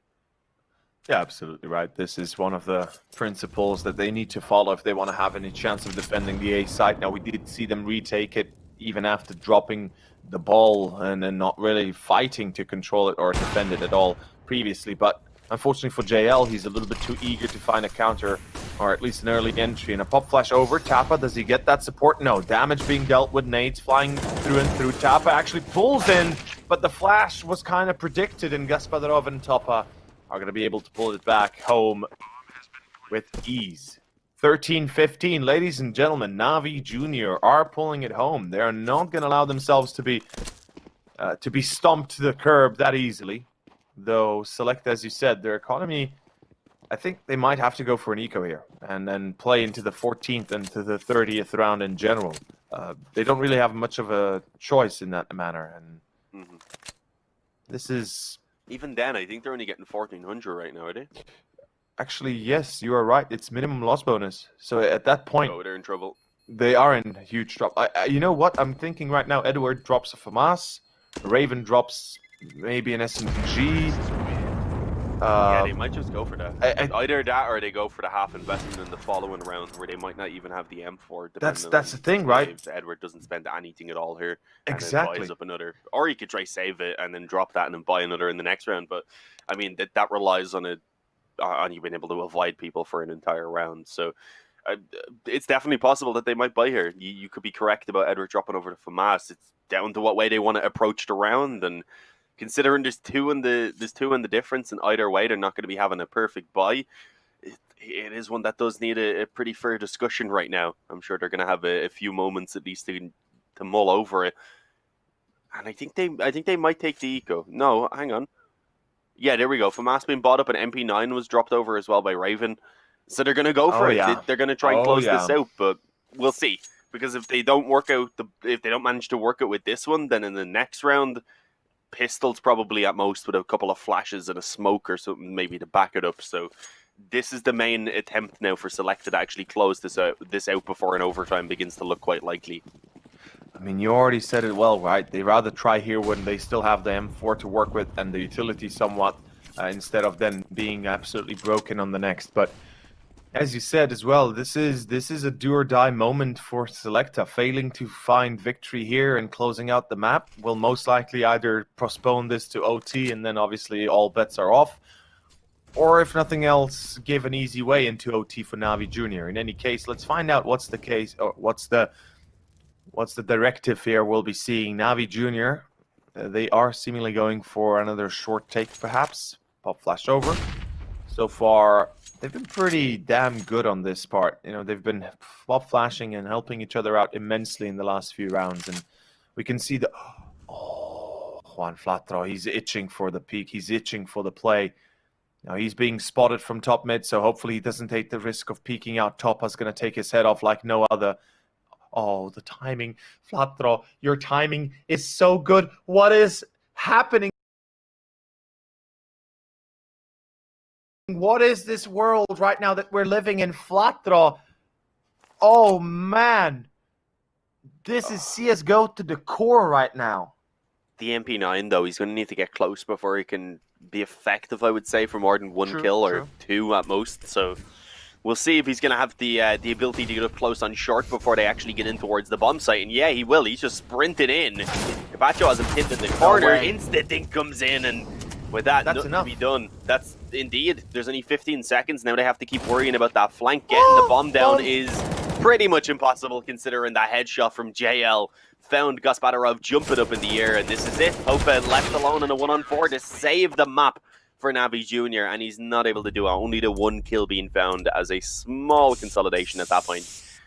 16-13, Sselectah, they've done it. They've stolen away NAVI Junior's map choice, and now with Mirage coming up next, they're in a prime position for the 2-0 that we said was pretty much necessary, with Inferno actually being the decider in the series.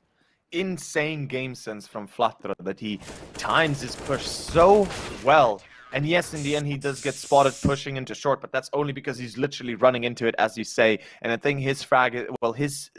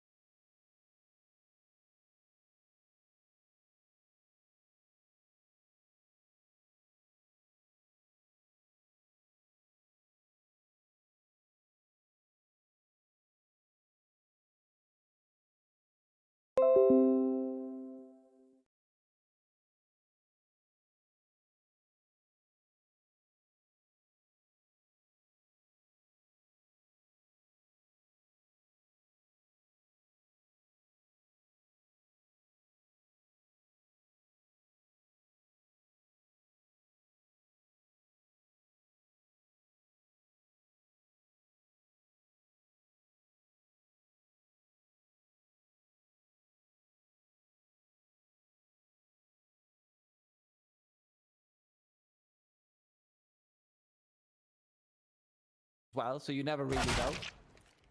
Hero goes down early.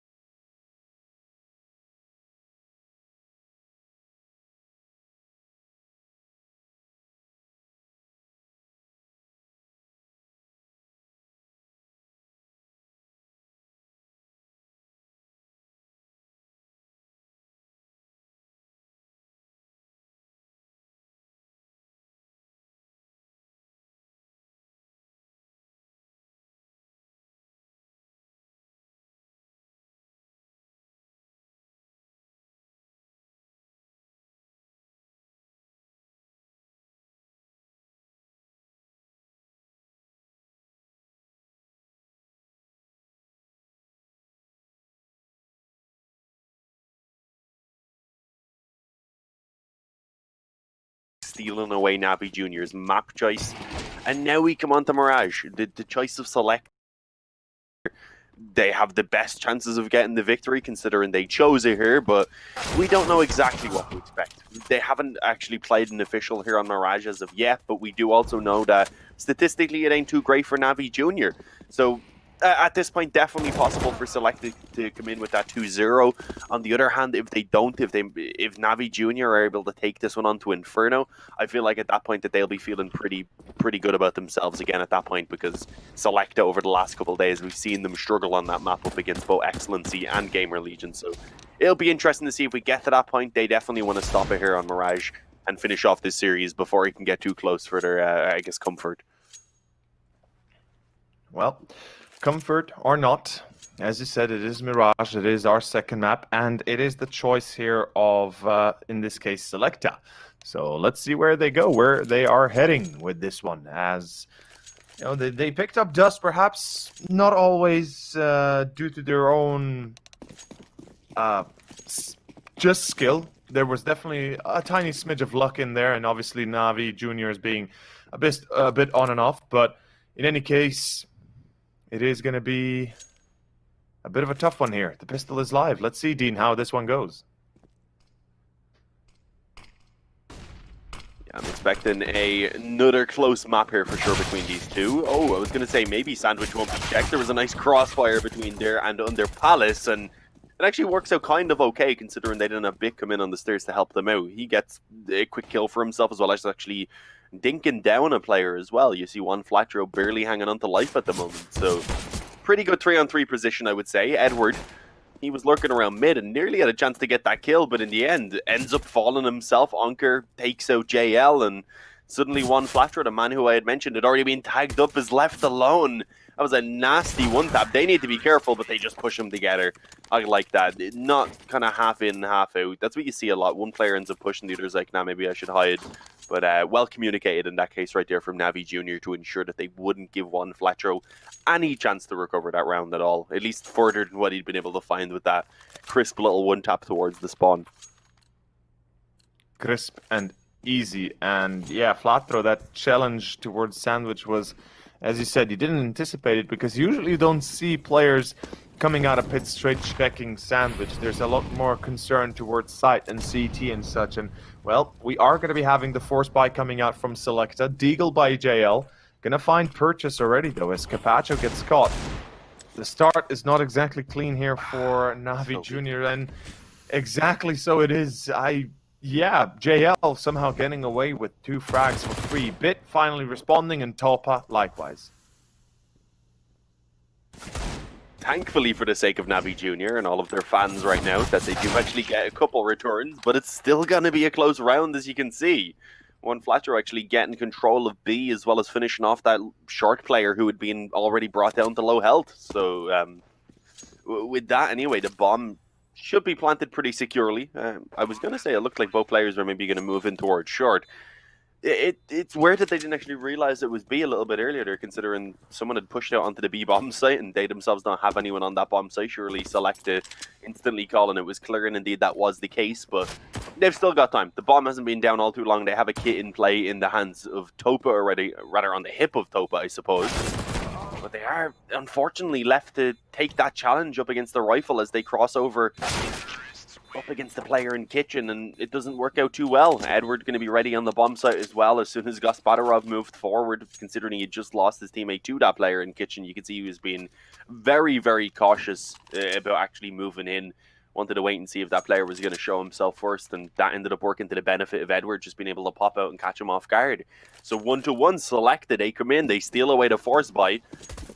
But we've seen that on the second half of Nuke as well, and it ended up being NAVI Junior who won back the force again, and then were able to get some control for themselves. In the end, obviously, it wasn't enough for them to win out the map on the side of NAVI Junior, but perhaps we could be seeing a similar trend of the force buys trading back and forth.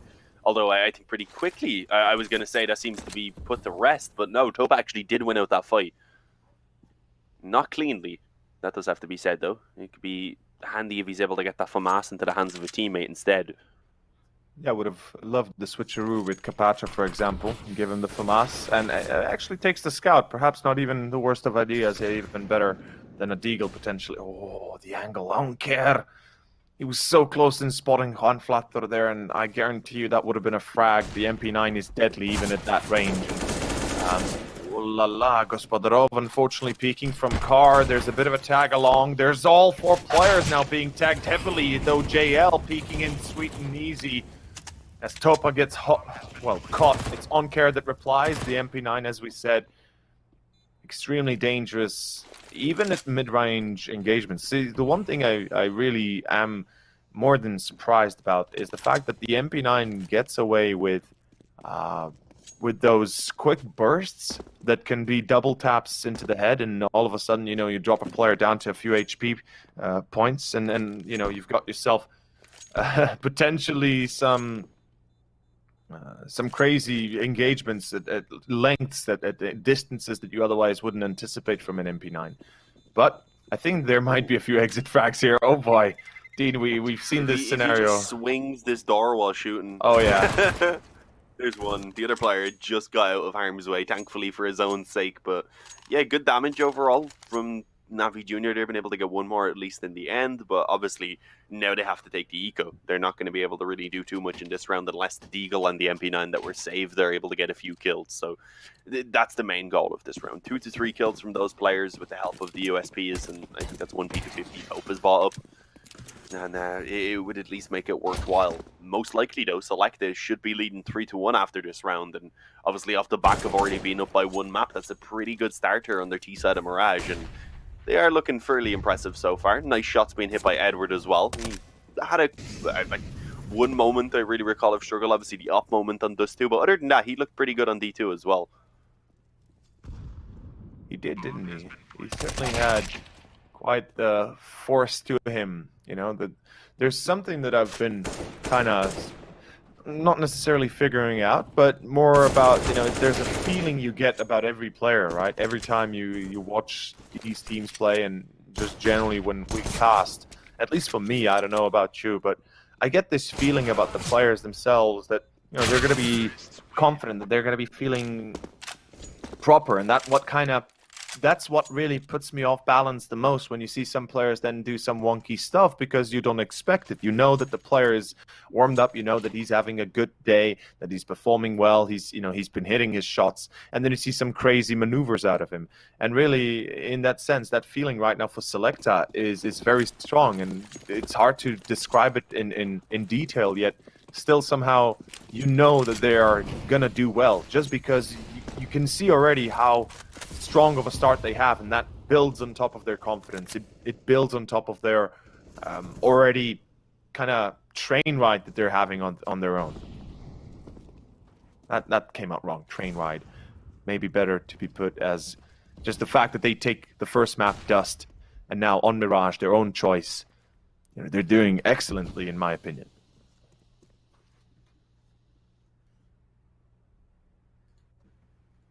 We'll see how this round goes, though. It's looking to be a little bit slower.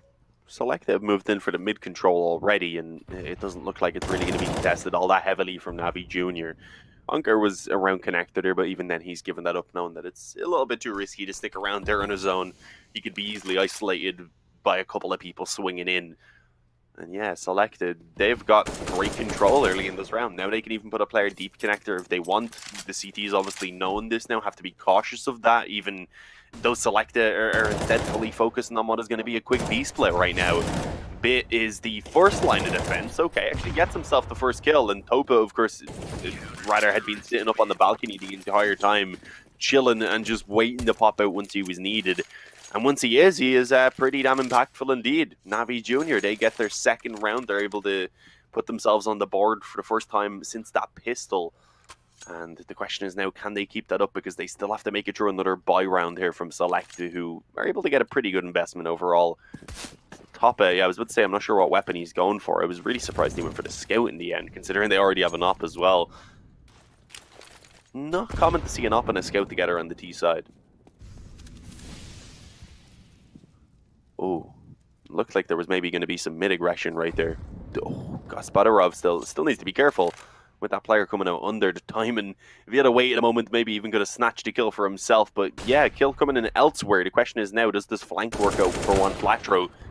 No, it doesn't. Will be read by Gaspadrov. I think the flash was a dead giveaway, of course, forcing him to recheck the angle. And unfortunately for Flatdraw, he did know that there was an up close range. He heard the scope, but he couldn't really do anything when you're being re-peaked like that. You know, you are having to be faster than lightning almost there. It is a 3-on-5, and as you said, NAVI Junior the previous round, finding purchase, finding success, gives them a great deal of power to work with. Oh, there's going to be a bit of a spot with Gasparov again. His speed is unparalleled in this current stance, and really getting away with few quick shots, and, well, a hat-trick to pull it off with Onkar the second. That will be tied back together, as NAVI Junior are going to have to be a bit more careful in the, well, excuse me, not NAVI Junior, but rather Sselectah will have to be a bit more careful on their up-and-coming gun rounds, given that things can quickly go sideways, as they just did.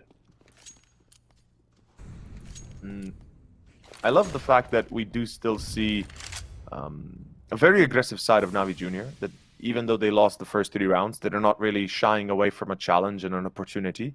And this mid-control play, in this instance, might not be the smartest, that this is an eco round they're going up against, yes, and they will be leaving a very vulnerable A and B site to that cause, but you know, they take the opportunity, they take this challenge, and they know they can win their duels just by going for straight fights, and you gotta respect that.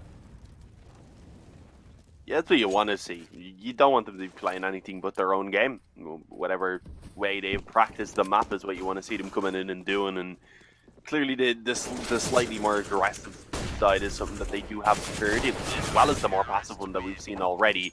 This time they didn't want to remain aggressive, really, considering they knew they were up against a weaker buy, so it made sense that they fell back, they gave up mid, and then just allowed for the rifles pretty much to take the best range duels they could up against those pistols. But yeah, 4-3, NAVI Junior, they've got themselves into the lead with 3 rounds in a row. Sselectah, though, they want to bounce right back. They want to try and equalize the scoreline up again and potentially take themselves the lead, although that wouldn't be too easy. We can see already, with only 3 rounds in a row for NAVI Junior, they actually have a really solid economy, so they've got themselves in a really good position, especially if they can keep on winning it out. And indeed, Gasparov finding the gap around that short smoke, re-peeks in, and maybe does get a little bit too ambitious in the end. Bit nearly been able to find that one in JL, though.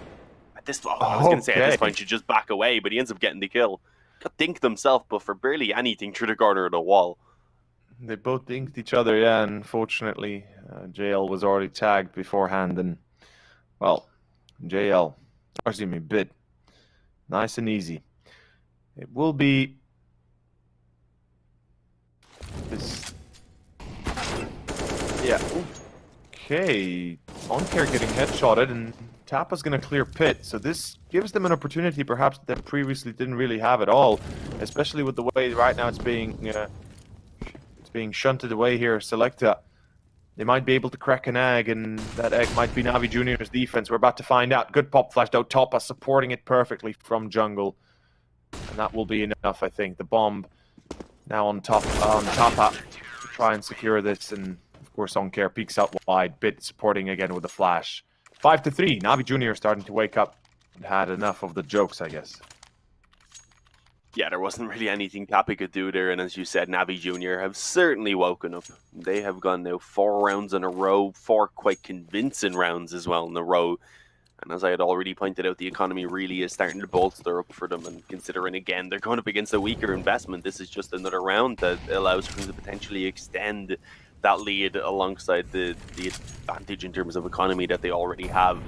Quick push though, JL straight up through connector. Oh, nearly had the drop on the player in towards jungle, but ends up unfortunately getting quick scope down.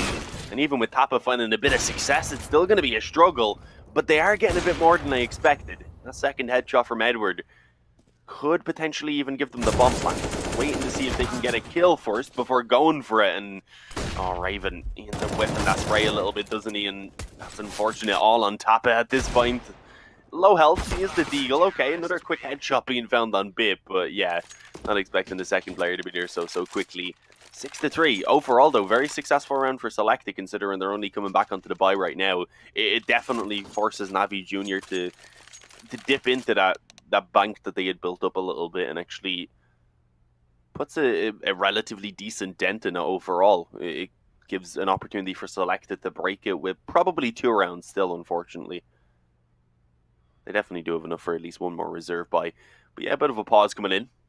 I do believe it is a tactical. Am I correct? Yes, it is. It is Yeah. for Sselectah, yeah. Because we have the little arrow thing pointing out who called for. Yeah. Luckily, in this case, Sselectah choose it before things go too wrong. Taking a moment here to discuss amongst themselves what would be the best game plan or how they could go about achieving it. JL on the up, of course, no surprise. We do have a proper buy in store here. Sselectah. Let's see what their choice of play will be. Smoke into top middle, kind of classic.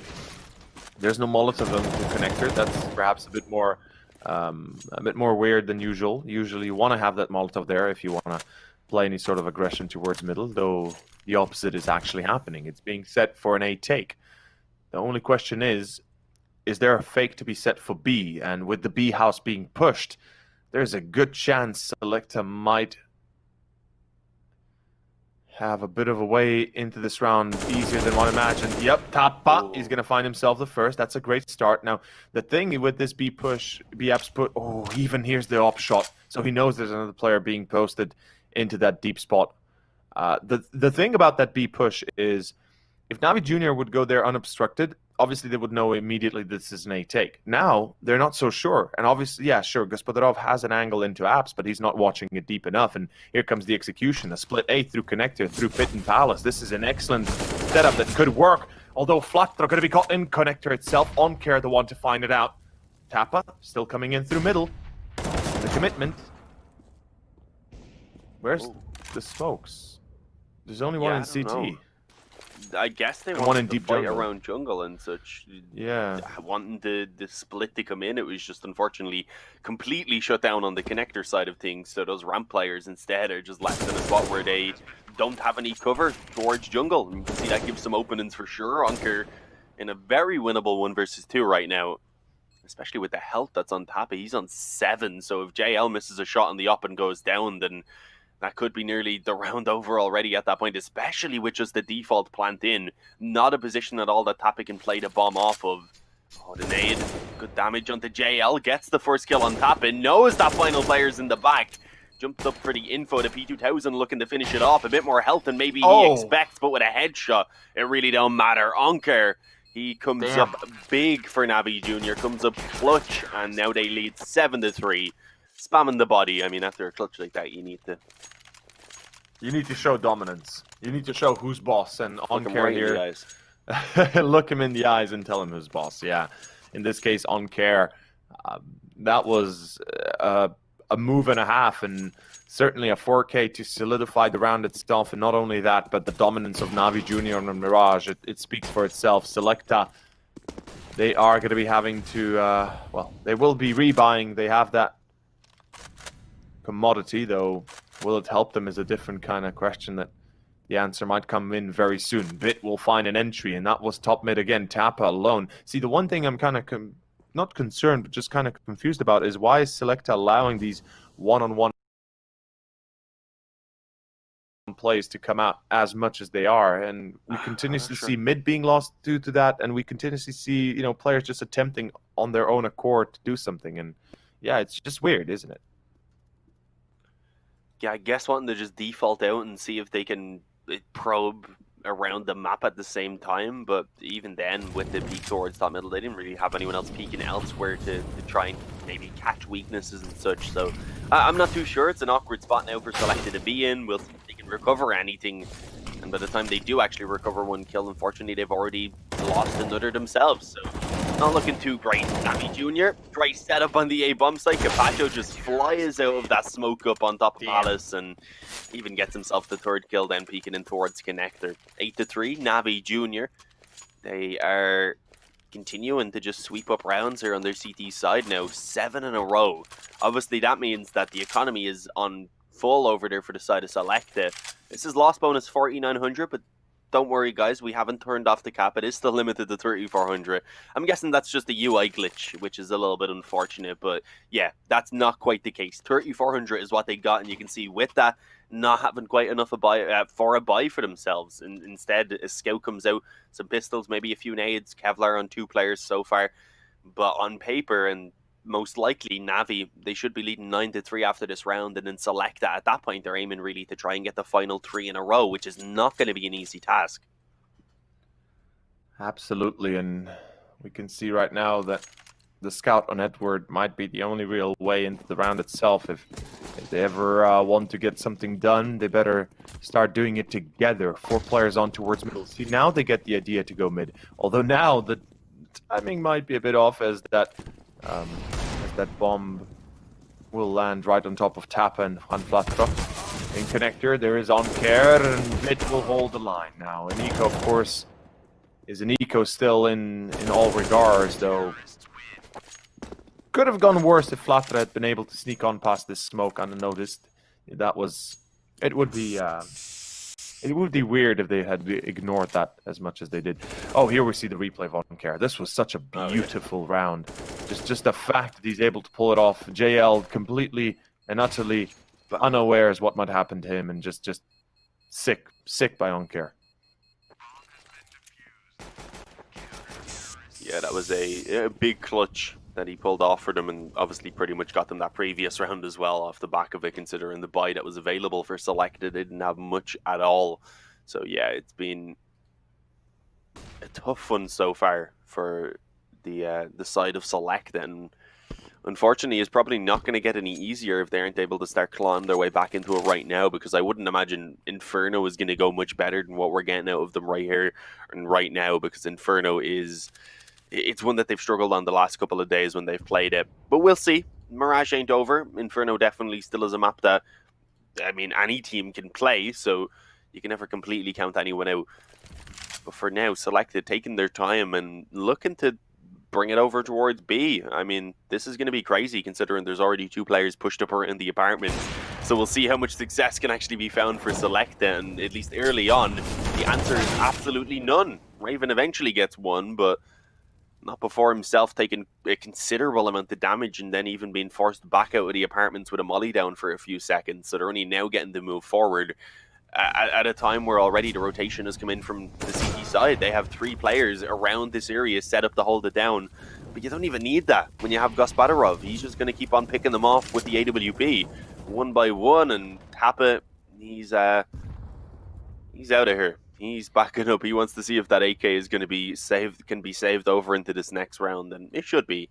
I don't think anyone on NAVI Junior is looking to really hunt too aggressively, although they probably could, considering the money that they have available. At this point, why not, right? If you can afford rebuys, you might as well try and bring down Tappa, so he doesn't Tappa, later on. And well, Tappa, hey, K. Tappa dancing in the grave. Tap and dance.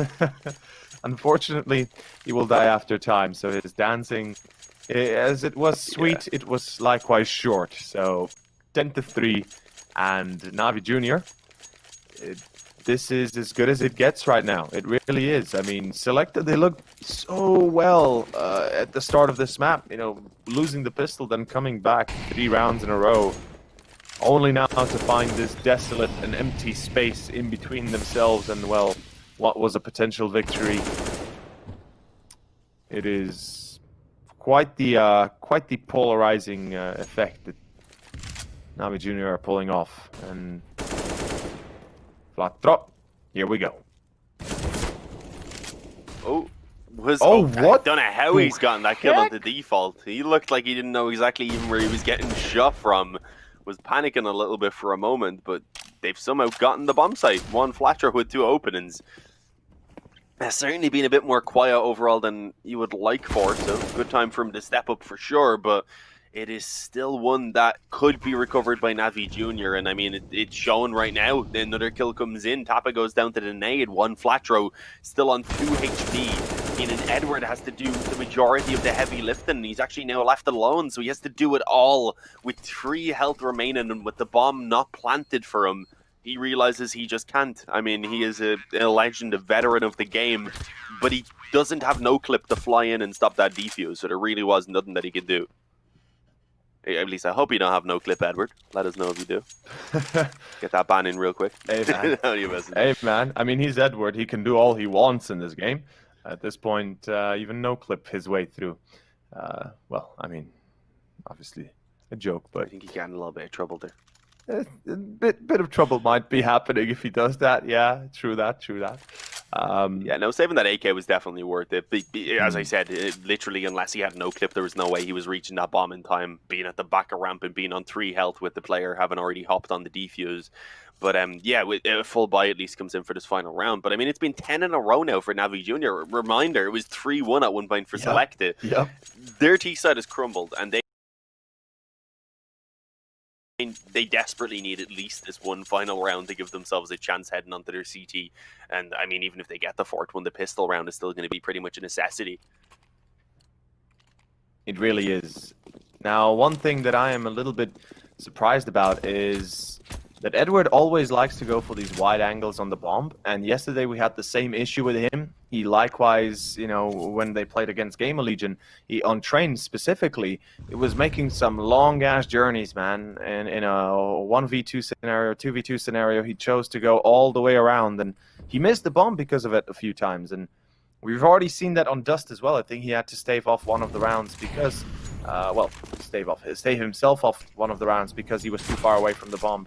And it kind of sucks to see that, you know, that he chooses to take such long engagements and only to then waste away for nothing. Although, hold on, Tappa gonna tap Gaspadarov, and right now on care, revealing his spot under Palace. This is a wild guess, but it could go wrong all the way here. Sselectah, they had flat thrown CT. Luckily, Capacho for NAVI Junior is able to respond in time. On care, holding the line, though it is not good enough yet. Capacho needs to stay alive if they want to have a chance of retaking this side. That much is clear.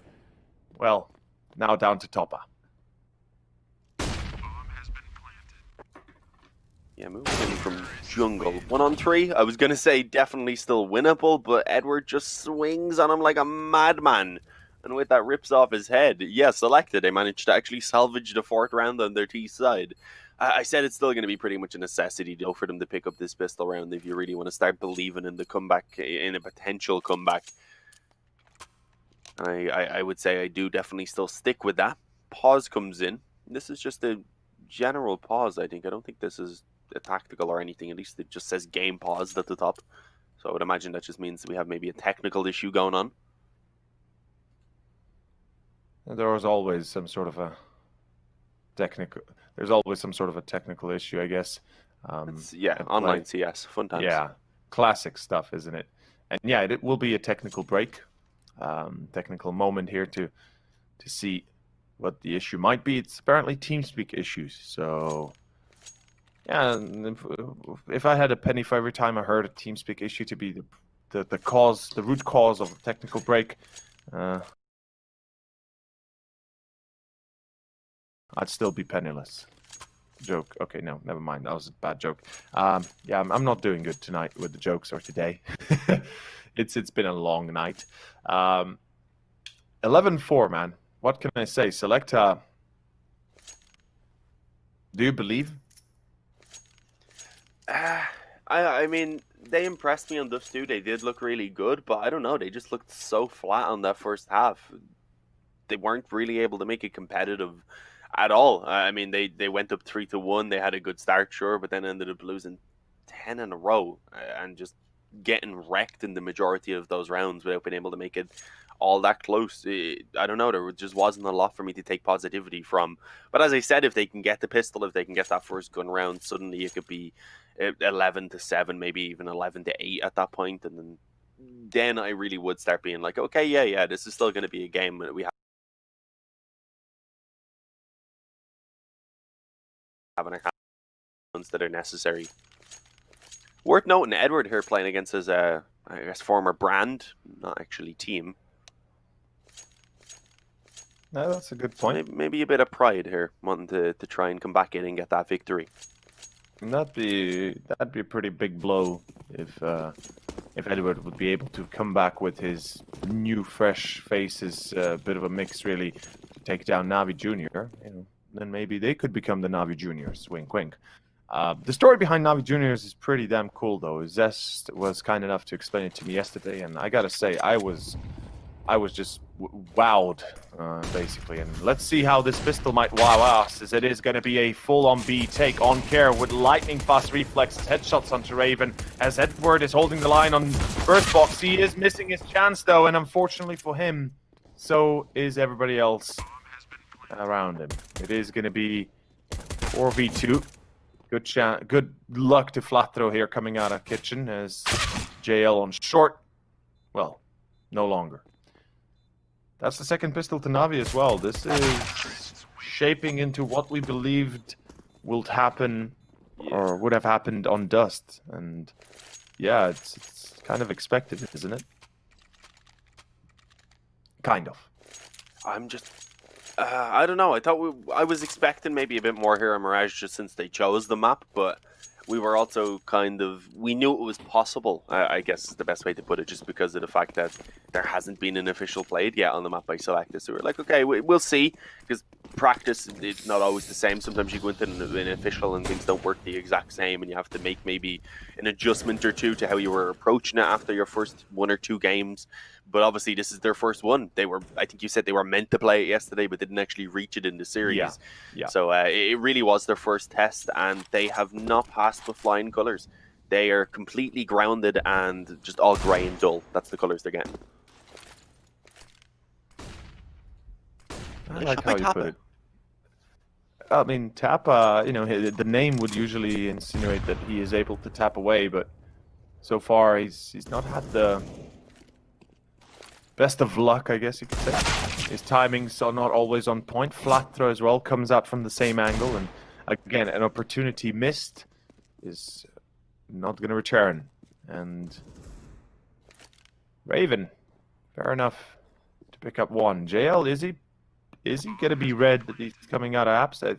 I'm fairly certain they should be aware of this. Doesn't look like it. So yeah, like you said, they don't seem to be. Yeah, Oh, okay. Tried to get the headshot on the player jumping. Yeah. I'm presuming he figured the player had spotted him while jumping up there, but I don't think he had quite. But either way, still a 2-on-3. Maybe they can get another kill or two. I'm not sure he spotted him at all, actually. I don't think so, because he wasn't looking at him. But I mean, the Exactly. player might have just kind of panicked in the moment, I think is what it was. Because otherwise, he probably wouldn't have tried to shoot him while he was midair, when it's going to be probably the hardest out of all the times he had. Considering he'd been looking at the player a moment before, he was waiting for an easier time to get the kill. I think that would have been just a weird time to typically choose to go for it unless he thought he was seen. So yeah, we'll see how this goes now once the guns are actually out for the CTs. But do they take the eco? Do they go ahead and just focus on this next round and then try and come back from 14 to 4 at that point? We'll have to wait and see. They've definitely got time to discuss what way they actually want to approach this round anyway, because they've lost a player. Again, a technical issue on the side of Selected. It's not from one flat row this time. Who are we missing? I'm so bad with this. It is going to be JL. Yeah, okay, JL. The easiest name as well as the one I forget. Hey man, Obviously. I'm very much the same in this case. You know, names just elude me always, and sometimes just like blank. I was like, what? By the way, the best thing, I will never forget what you and Mitch told me. Like when you blank out, sometimes it's just best to own up to it. So yeah, I'm definitely always thinking on that. It's like, damn, if I blank out, I really need to own up to it. So yeah, You make mistakes sometimes. Happens. exactly. We're only human, aren't we? Well, I speak for myself. Maybe Dean, you're a robot. You sleep so little. Sometimes I. Definitely not a robot. That's on the other hand, yeah, I guess. It'd be handy though if I had like an on and off switch. Imagine the like, I annoy myself sometimes, so I'm sure other people would love it too. That'd be lovely for at least a few occasions, I guess. Yeah. It's like, oh, you want me to go out? Nah, I'm gonna throw myself off. Wait, I need a little bit of power. Just jack it, plug it in. You know, Give me a moment to charge up. That'd be nice. Full A execute. Very passive from the CTs playing retake. Kind of surprising with the weaker weapons. Normally you'd want to be playing ahead of those smokes ideally for the SMGs and such to be as effective as they can be. JL, he's still going to be able to be effective with the Galil. Spamming through the smoke, catches the bomb planter. Not before it could go down, unfortunately, and not before Onker alongside Capascio could just wreck everyone pretty much. Kappa and Edward, all that are left now to do anything. It's looking like the 14-4 is confirmed, and considering this was a full investment from Sselectah, they decide they need to back away, and that makes sense. They want to have at least something here to work with in this next round, as it looks like NAVI Junior are just going to propel themselves towards 16 with very little resistance. Yeah, Sselectah, unfortunately, not getting anything done after JL's little bit of stint through the smoke. If he had prevented the plant, then the round really would be open-ended. Unfortunately, you know, then Onker and Capaccio and everybody else kind of chiming in, having them just rock the boat. And Sselectah, truly, this is, you know, they got the last round of the half, so they were at least able to mitigate somewhat the score line. Yet that, you know, that actual fact is it sounds good when you put it like that, but then when you look at what's happening and how far behind they currently are, it's like, okay, you know, one round back in the end of the first half, sure. Now they're back onto the regular old program where they're losing everything, you know, basically in a row. 3 rounds currently, and it looks like a 4th might be coming, although Tappa, hold on, he is able to get away without getting fragged, so that's always a good thing. He might be tagged up, but NAVI Junior. Better than dead. Yeah, that's true. Better than that. Especially with how many nades he has. If he had have gone down with all of those nades in his possession, still considering everyone else is quite low on nades apart from JL, it would have been such a waste. And, will he still get to use them? No, none at all. They could have been so useful to slow down that connector push even right there, but you can see right now, at least, Sselectah just being torn apart. OneFlatcho has dropped the bomb, but considering he's also now left alone in a 1-on-3, as long as NAVI Junior moves together, then there shouldn't be any issues. And even then, Onker just waits as OneFlatcho pushes into the window. I like the idea from OneFlatcho, wanting to force the 1-on-1 there before the rest of them could move in to start trying to recover the bomb, but unfortunately, just with the molly down, wasn't able to do too much about winning the fight. 15-4, NAVI Junior, they have made this look way easier than I ever thought it was going to be. They really do, don't they? It's just a bit of a surprise, really. I didn't expect them to be able to take it this effectively and this easy, as you put it. It's just, I don't know. I don't really know what is going wrong for Sselectah in terms of their team in the general sense, right? Is it communication that perhaps is wavering? Is it their general lack of confidence that is just kind of putting them down a lot, and, you know, having issues to being able to break NAVI Junior, not finding any purchase with their attempts? But then, you know, you look at how the map started, and they had a 3-1 beginning. I mean, could you ask for a better start even? They lost the pistol, sure, but they were on the T side to bring it back with 3 rounds. That's not easy, and certainly it also starts to build the fear in NAVI Junior as well, with that economy being against them. And now we can see just like 20 minutes down the line, they're still at that 3-4 rounds that they picked up early on, and well, they find themselves on the verge of being put down for map 2 and having to play Inferno afterwards, which I absolutely have my doubts about, if I can be fair for it. And Flatro again, gonna be caught. That's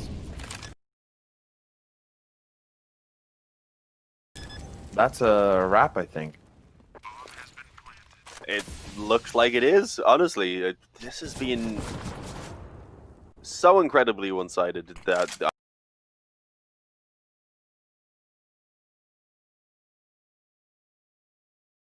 I'm honestly just shocked and left a little bit speechless. I didn't expect it after what we had on Dust 2. It's not quite over yet, but Edward and Raven are left to clutch out a near impossible situation, and indeed, NAVI Junior, they end it.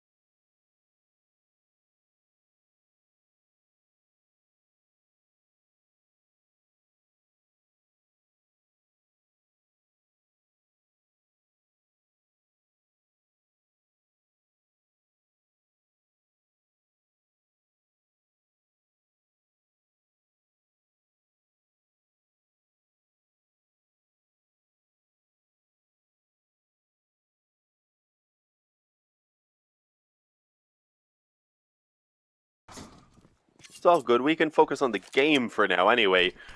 That is, I believe, a 4-on-2 for the... 4-on-3, rather, for the T side. Indeed, Yes, it is a 4-on-3. you are correct. And the bomb is also just about to be planted. The only thing is, already all the CTs are in position real quick. It may not be too helpful if they just keep on dropping like flies, but we'll see if they're able to recover anything now. They have the kit on Topa, they have a 2-on-3, and they have a decent amount of time on that bomb still. And luckily Raven doesn't have Kevlar, but Tapa, well, he's going to be true to his name as he taps away. Capacho is down to Topa, and unfortunately for him, Edward has a bit of a better engagement to begin with. Sselectah take the pistol, and like I said, like we kind of touched on the subject, if Sselectah don't get a good enough start, and on Mirage they still got a good start, yet they were having troubles after the 4th round. They really never found their way back into it. So in this case, even a good start might not be enough for Sselectah. But let's find out if NAVI Junior might have something to add on top of the current position with their force by Deagles, MP9, even a little bit of a well, actually a lot of smokes now that I'm realizing it. 5 smokes currently in play. Didn't expect them to be this smoke heavy. This will actually give them a lot of space if they want to, or at least buy more time. First of all, Sselectah, if they play like Navi, if they play like yesterday against Game of Legion, where they really did waste a lot of time in approaching the sites, they might be losing just because time runs out on them with smoke still in play for NAVI Juniors. I guess I didn't mention that. Yeah, yesterday they played super slow, by the way. Like they really played slow. They reminded me of Navi from 2.15. I mean, it makes some sense with Edward in there. Yeah, that's true. Not as slow this time, at least not in the case of JL, but I mean, maybe he could have done with being a bit slower considering he just ran in on his own in the B. Only the Mach 10, okay, so yeah, they threw away that weaker weapon as, I guess, an attempt to scout out the stack, but they didn't find out exactly how many players were there defending, and as they go forward on A, at least finding some success. But I was gonna say it could still be awkward. Thankfully, Tapa is able to flick over and get that kill on towards long. Not before being dinked up by the CZ, but a 2-on-3 now for NAVI Junior to attempt to recover. An MP9 and a Deagle in play. 1 smoke as well, that could give them the chance to move forward. If Capacho could have got that kill on the bomb site, then they definitely would have, but without realizing that the time's already ticking away and with no kit in play, they run away. There's, I believe, a Mach 10 here on the ground as well somewhere. Unless they brought it over already on the rotate and it got dropped, I think that's probably what happened. No, he's got the Mach 10. Yeah, there we go. It was in the body. Right. Yeah, he's going to be able to take it. 2 SMGs saved up. That's actually a pretty good amount to perhaps work out a bit of a scenario for a potential B push. They have a single smoke as well. In this case, you know what I'd actually do if I was NAVI Junior, and obviously this is all just up in the air. Smoke middle and just go B, stack B, F it. You know, risk it all. Put it all and put all your eggs in one basket, and if you're lucky, you're lucky. If you're not, well, then you just leave them a site and you don't let them earn more money with that Mech 10 that they have. But if you're, if you do get the chance to potentially lock Sselectah into pushing B and of course into taking B, and you have a stack there, oof, you might have a round on your hands. But they will do a similar thing, with the difference being Gospodarov goes solo on towards B. Oh, Topa gone real quick though. MP9 taken down, Bit recovers it, but is being hunted. You could smell him right there, Edward. He knew he was bleeding around the corner, didn't want to give any chance for him to back away and get the safety. And yeah, this is looking to be a pretty quick round by Sselectah. So a good recovery for sure in comparison to what we've seen back on Mirage. But we've also got to remember, despite losing the pistol on Mirage, they did win out the force buy and then go 3-1, and then just got stomped out for the rest of the half once the actual guns came into play. So it is this next round where I think we'll really get a sign of what's to come for Sselectah throughout the rest of this game. Different Mach 10 for Gospodarov. Maybe he could have a bit more luck with that one for another kill, but nah, being flanked out on B, didn't even expect that. 3-0, but as I said, this is the first full buy now coming in from NAVI Junior, and this is where we really find out if Sselectah are going to be able to have a more, just a better showing in general here on Inferno, a more competitive one. Most certainly, it looks a little bit more composed and a bit more concise. And in this case, Gospodarov, let's see if perhaps his op might make a difference early on. He does not look like he's going to be going aggressively towards short. He's posted, but of course bit on balcony. There is on care on long. The rotation being already set. The quick play towards A site seems to have pronged all alarms in the camp of NAVI Junior. Raven finding on care as a bit of a wide gap will leave him wanting. Gospodarov trying to hold the line, unfortunately being caught in the swing as JL finds bit as well. It's all of a sudden back to a 2v3. Luckily, Capacho is able to bring at least the odds down a notch, though still favoring Sselectah quite heavily. Nades coming in. Whoa, Raven down to 5. That was a close call.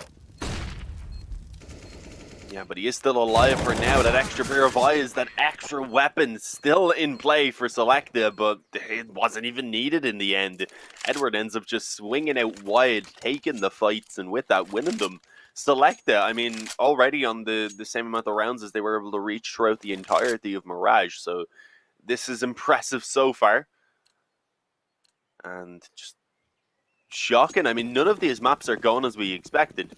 I guess on the first map on Dust 2, we expected it could be close, which it ended up being. We weren't really thinking Sselectah would be able to steal it away, so I guess they kind of went in an unexpected way. Mirage, definitely not what we expected. And Inferno here, after Mirage, is not what we were expecting from NAVI Junior. They are off to a much, much slower start. Doesn't look like they're going to be picking much up in this one, as you probably would have expected with the weaker investment. But yeah, 5-0 is about to be the score already here on the T side for Sselectah. They are looking fantastic.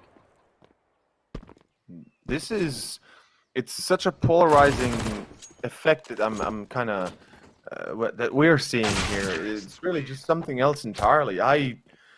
I don't know. It's a flip of a switch. We talked about it earlier, with Dean, you being potentially a robot and having a switch off if that was ever possible. Here, it seems like Sselectah have that switch, but it's more of a switch for skill and just pure brutality because they flipped it on, and right now they're running across the map, taking names and headshots. And NAVI Junior, of course, a rebuy. Gospodarov back on the op. Let's see if it makes a difference. This time, challenging middle. Maybe, oh, yeah, he will challenge middle. Just while he's down Mexico. Make sure that he can't get pushed over that edge. JL, close range. This time, the reply's there, but it's not enough. And the nade takes down Toppa as well. The B site's lost. The bomb being retrieved and carried over. And already a save. NAVI Junior, they pull back.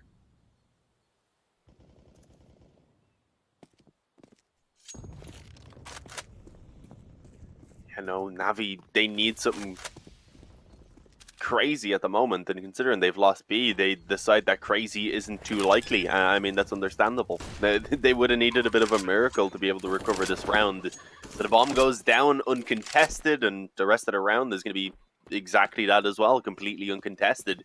Sselectah, man, 6-0 it's about to be. How have they managed to turn it back on so quickly, and how have they managed to mentally reset after what they went through back on Mirage to just come in and look this damn impressive? It's yeah, I'm baffled. I really am kind of stumped as to if they even take away one of these weapons, they will destroy the buy in the next round for NAVI Junior. They wouldn't be able to drop it, at least not for everyone.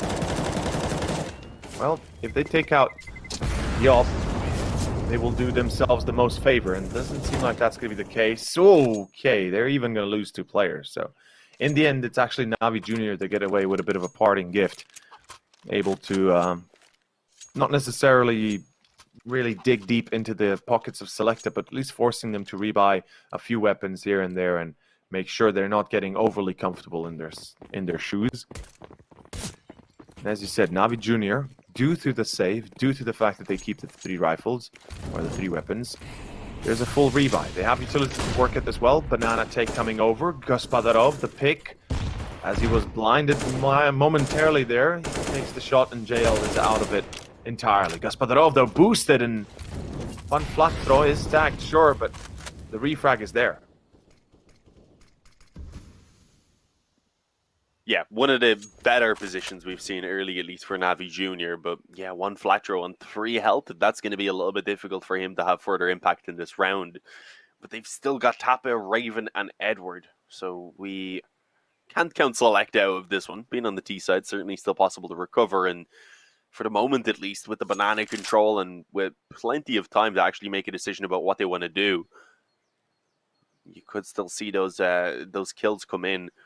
And potentially mistakes that could be exploited. Right now, 2 players, though, up close on short on A, 2 of them in the back of B as well. It's a very safe approach from NAVI Junior. They know that they don't need to give anything away. And I guess pretty soon we'll realize that it is going to be the B hit, because only that one player actually showing themselves around mid. Good trade as well, at least being found. But one Quattro's still low. Again, he's going to be quite limited as they go in. He can't do a lot in terms of the entries, especially with an op. I mean, yeah, 3 health.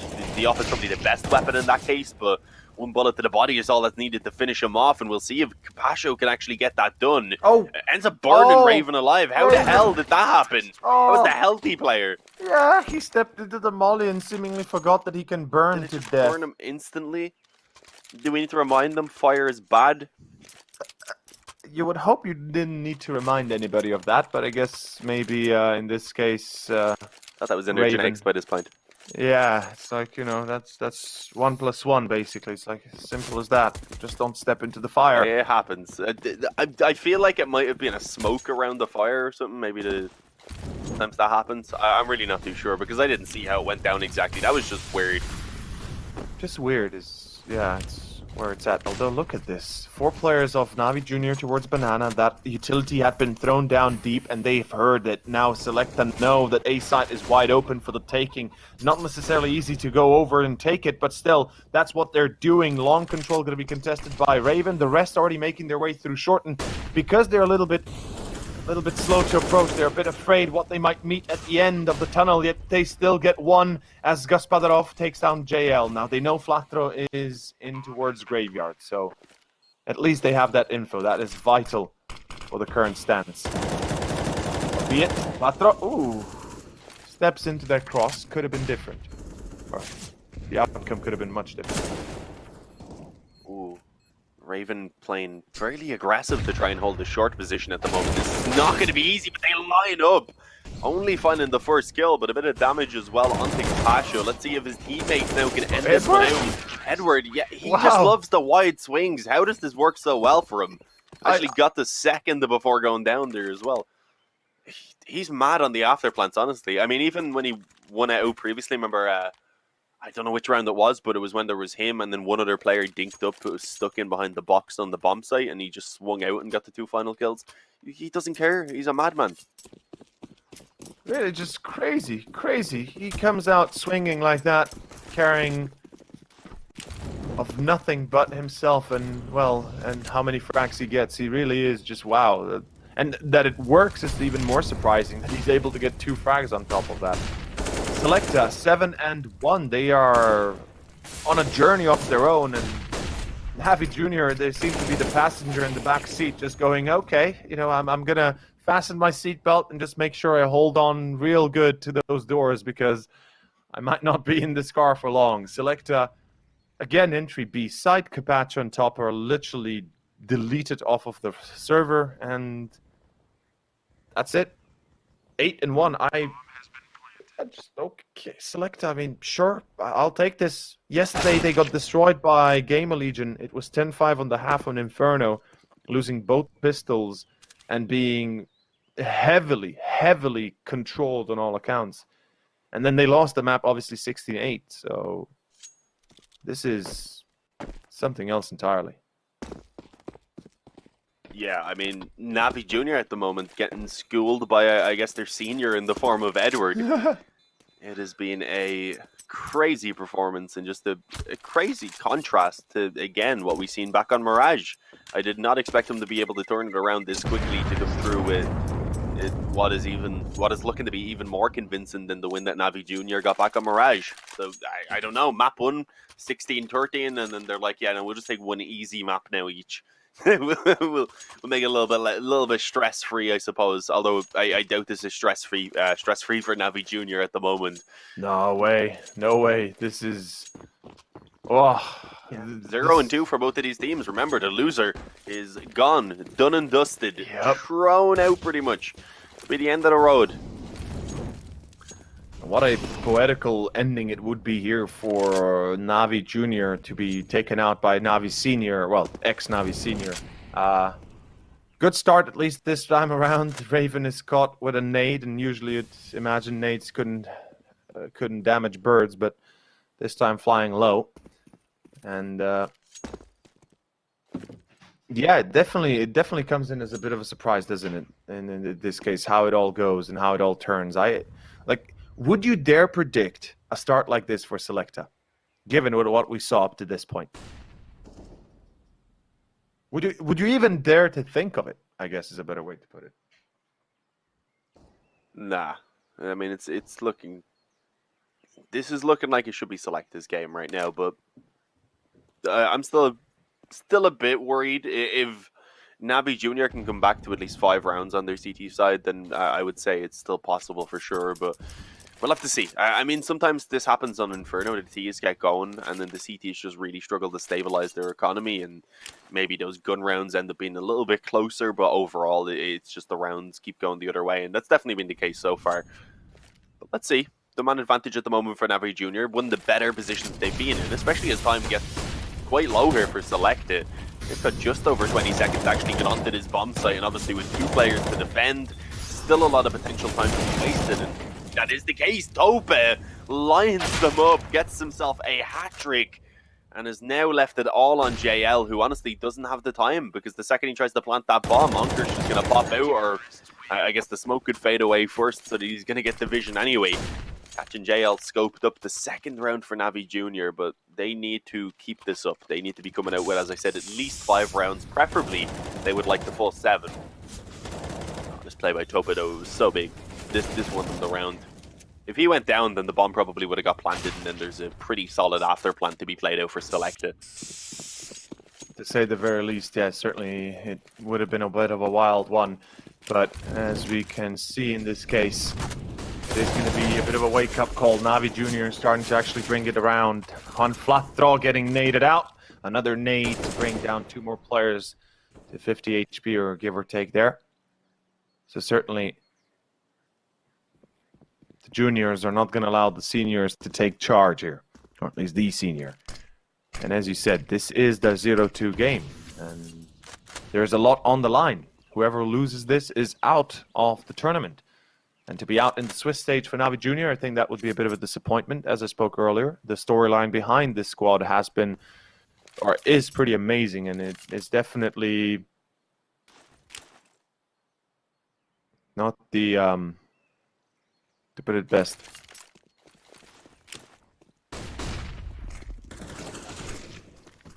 not the easiest of ones. Raven, okay, hold on.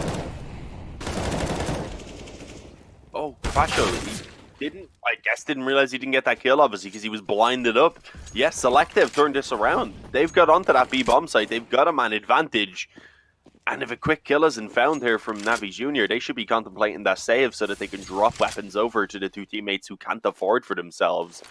So we'll see if they get a quick opening or not right now, with a smoke still down, with the bomb already ticking away. It's not looking good, and yeah, JL, he confirms it. He gets that first kill on the spawn and onto bit, and at that point it was pretty much over, but to rub salt in the wound, even gets the final frag onto Anker.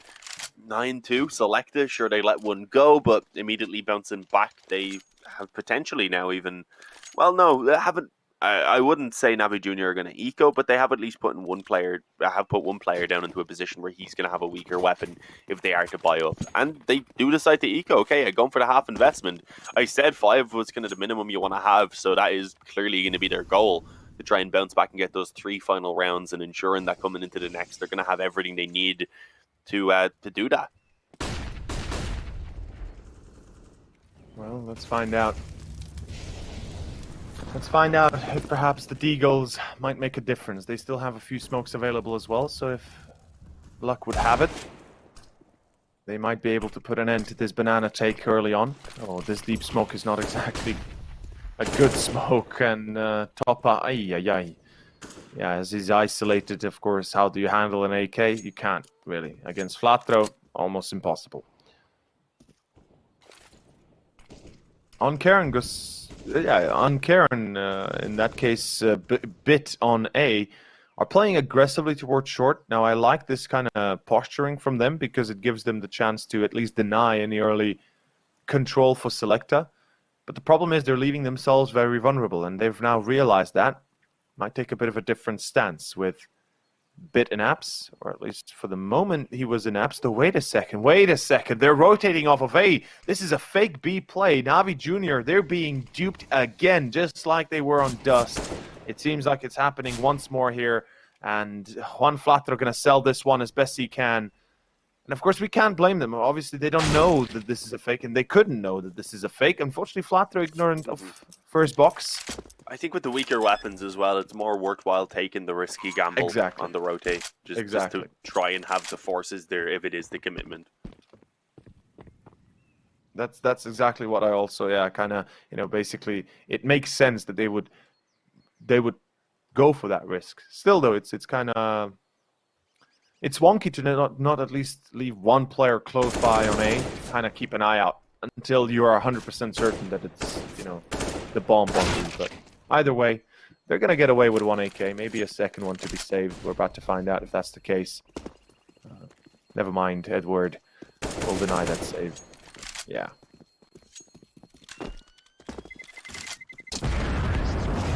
Yeah, I think if they had 5 alive, they probably would have kept the one around the A bomb site, but having the 2 rifles and then a couple players on pistols, wanting all 4 around B, I can see why they rotated, but yeah, you were right. Keeping one player nearby to listen for if it was a commitment over towards A, to give them maybe a bit of a better chance to set up for some exits, to steal away a few weapons even, that could have been handy. 10-2. This is the buy here from NAVI Junior that they were looking for, and you can see why exactly they went for that weaker buy in the previous round. They wanted a double up setup. That's exactly why they've done it. We'll see if this is the change up that they've needed, because yeah, they really do just need it. Maybe even a little bit earlier could have been useful, but better late than never. They just need the final 3 now, and ideally in a convincing fashion as well, to get some sort of momentum going.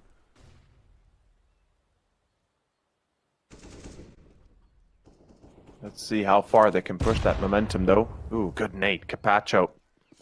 Ouch.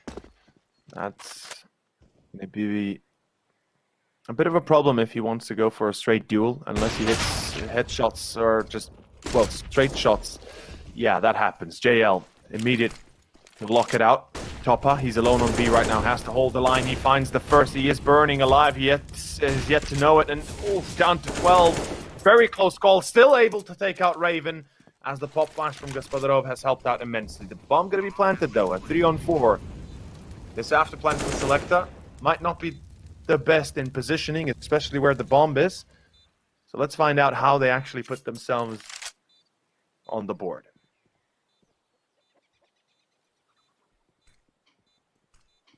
Yeah, definitely still winnable for them.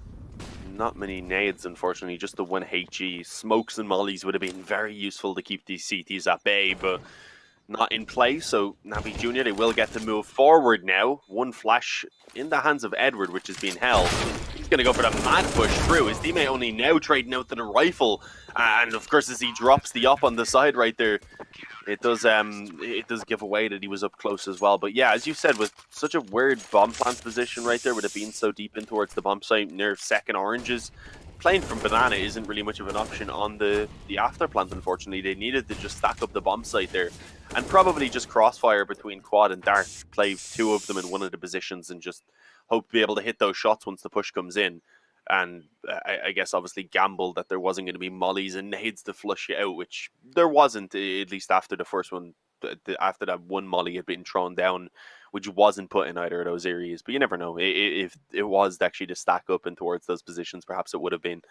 But yeah, the 3rd round for NAVI Junior, they get these final 2, then I would say the hope is still there that they could perhaps come back into this one. But it really is a necessity, as well as picking up that pistol then in the second half as well.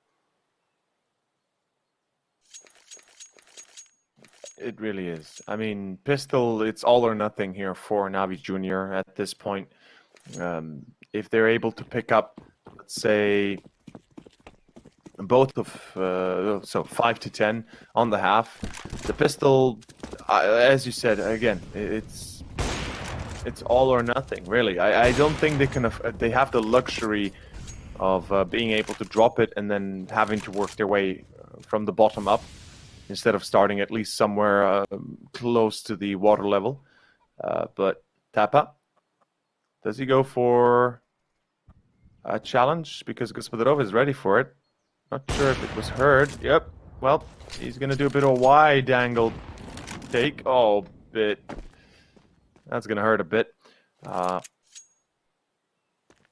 Interestingly enough, Sselectah yet to decide what do they actually want to execute here. Either A or B. Now, both are available, well, an option, a valid option, given that they do have a player in apps and kind of control apps to a certain degree. Though, yeah, it's obviously now B with everybody grouping up.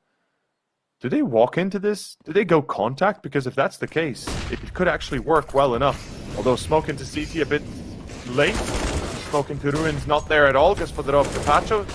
Easy, simple, clean. Yep. Yeah, throughout the entire round, not even a little bit towards the end to be found for Sselectah. They are stomped out, and NAVI Junior hit 4. One more to go, and this should be the easiest of those 3 rounds, considering there's not really much to be bought up for Sselectah. They'll get what they can, obviously. Final round at a half, but it's pistols, some nades, and maybe an SMG if they're feeling adventurous. But nah, even then didn't really have enough for that unless Edward wanted it with no nades. So they decide to focus a bit more on the utility. Inferno still on map where these pistols can be really scary, to be fair, especially on the T side if they can get up close and personal.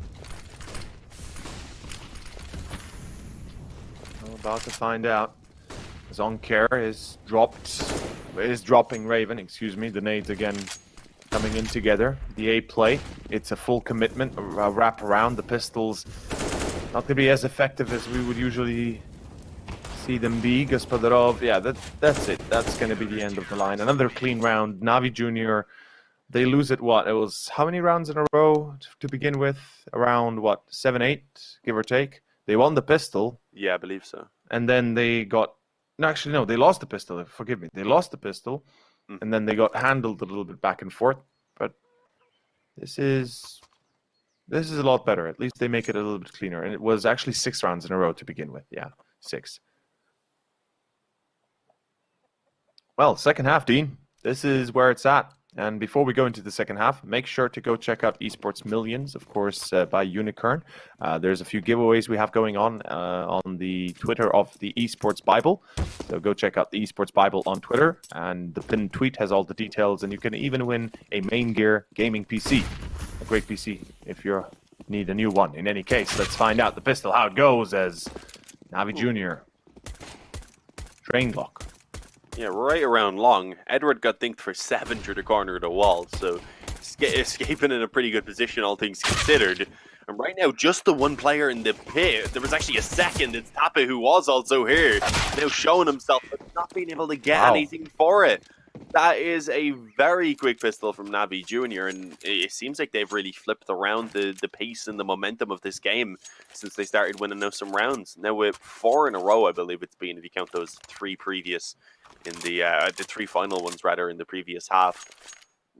If they get this first gun round, that's when I really start believing that NAVI Junior are back in this game. Because, I mean, even right now, they come out on top of this force buy, then it's an eco. At that point, likely going to be sitting on 8. If they get the first gun round, then they have a chance to even tie things up. I mean, ample opportunity now given and taken.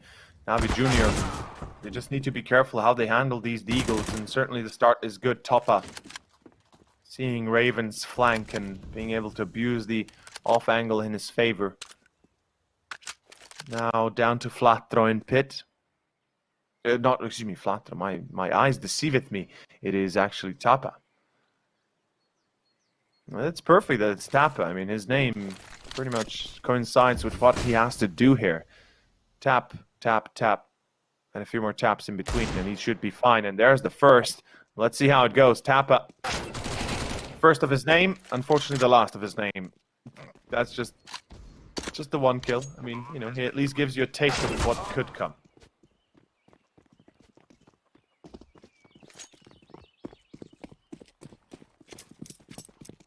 Yeah, perhaps once the the actual weapons are available. For now, though, another round over towards NAVI Junior. 7 on the board, some pistols to be saved, sure, with a couple of deagles being carried over and a few nades as well. Importantly, those 2 smokes could be quite useful in this next round to hold off choke points, but Sselectah maybe beginning to get a little bit worried. I would imagine the performance of Mirage maybe could be slowly creeping back into their heads, at least for the more inexperienced players.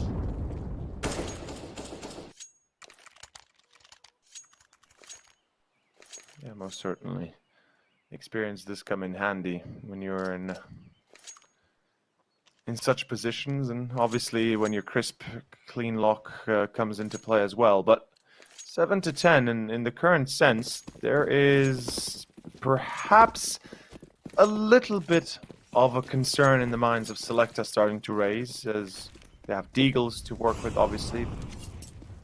The scoreline will be, well, NAVI Junior will be encroaching even further on top of the scoreline, with 8th overall rounds being taken by them, most likely after we finish this. Good pop flash, no anti-flash being set, although Bit, I say it, and he seemed to have been prepared for that double, as he pulls off a bit of a lucky streak to be able to immediately take advantage. Now the AK is lost, but they do have control of apps, and NAVI Junior, they can just choose to rotate back towards A and simply go ham. Tappa, second time's perhaps the lucky charm. Posted into pit yet again. He has the deagle, he has the name. Let's see perhaps if this is Tappa the second and not the first. And the first ended after a very short reign of a single frag. The second might be able to pull it off a little bit differently. There's the first again. We are opening it up. Tappa starts off strong. Sselectah, they have a workhorse in pit that they can absolutely rely on at least getting something done. One flat throw from short though, and that workhorse was more of a distraction than anything for the real king, as flat throw comes across with a double, though he is a bit wide. JL picks up the AK. 7 bullets. Capacho in pit. And the challenge here presented needs to be met with equal resolve. Unfortunately for Capacho, he cannot pull it off. And Sselectah win on top of another little bit of a wiggle there. I'm kind of surprised that actually NAVI Junior take that long of a time to hit the A site. Like, they knew that 2 players were on banana. They knew they lost an AK, and yet they still lingered so long on through short, on through apps. In the end, Flathro getting the best of them. 11-7. And Dean, I gotta say, man, this is a perfect example of how not to work against pistols in pit. That deagle should have been shut down. Yeah, an awkward position to be in, but still, overall, an opportunity in play for NAVI Junior. Because even with the weaker investment working out for Sselectah, they still need to ensure that they win this one here and now. Otherwise, they would, again, just be put back down onto the pistols, and NAVI Junior would be building up those rounds. So it's not going to be Sselectah out of trouble, and especially not JL. He ended up being caught by a nade there while backing around the corner. And as the solo B defender, that had me very worried for a moment. No longer the case. He does have a rotation already in place from one flat throw in towards the spawn now. Looking like NAVI Junior are pretty set in stone with their plan here as well to bring it over towards B. Oh, the push comes in. There was Bit playing anti-flash, but now the question is, do they move quickly off the back of this, or do they reassess the situation? And it looks like, yeah, reassessing the situation and instead bringing it back up through mid is going to be the plan here, knowing that obviously they've taken off 1 player from B, but likely that a rotation had come in, that there must have been 3 on B for that to be even something they'd consider to do, I would say. Look at this, the deployment is fantastic for Edward. Oh, didn't get the second. A bit of unlucky break that he didn't get the second still, though it is all on Tappa. Unfortunately, he's only good for 1. So the outcome is still not certain. The outcome up in the air is how it could go. No nades, as you said, utilities are a little bit lackluster. Sselectah can't really rely on a smoke or a Molotov to try and block or force out of position the player in pit. Capacho in a very strong spot. Nade on short, JL down to 14. Lucky that he didn't get absolutely smashed by that. Bit, though, does he get checked? Never mind. By the time he is checked, it's a bit too late. And Bit will find both. And a 4K to close it out. What in the world has just happened there? Sselectah looked so good at one point. Yet again, it is NAVI Junior that pulled through and through. Yeah, and with that, as I said, Sselectah is still in a bit of a troublesome position. Right back onto the pistols, where unfortunately most of them can't even afford to get upgraded pistols. Instead, only tap it on the Deagle with the Kevlar, and Nade then was bought up by Raven as well. And after being tossed out, that doesn't really do any substantial damage. Not much that's going to be helping them, at least considering they already have the weaker weapons. So yeah, looking like NAVI Junior have really brought their way back into this game, which is surprising after the fact that it was 6-0 and then it even continued being pretty one-sided up until it was at one point 10-2. With the final 3 rounds going to NAVI Junior, and now the 3 of the first 4 at least are in the second half, or 3 of the first 5 have gone their way as well. Here we go, creeping in towards B. NAVI Junior, if they continue forward, they are of course going to realize that this B-bomb site is completely clear and completely open for the taking, and indeed they are going to be getting that info right now for themselves.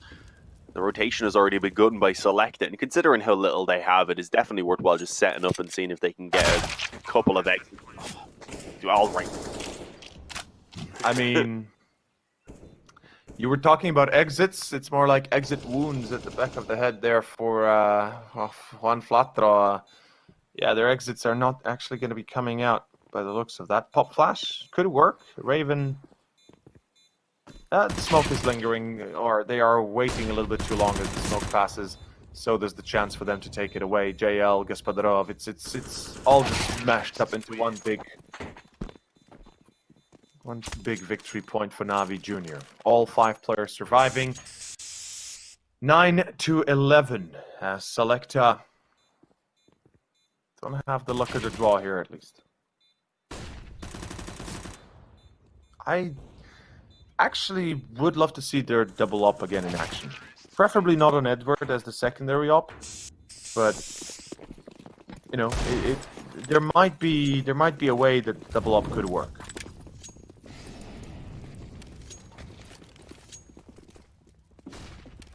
Yeah, I mean, the double up setup can be pretty useful here on the CT side, but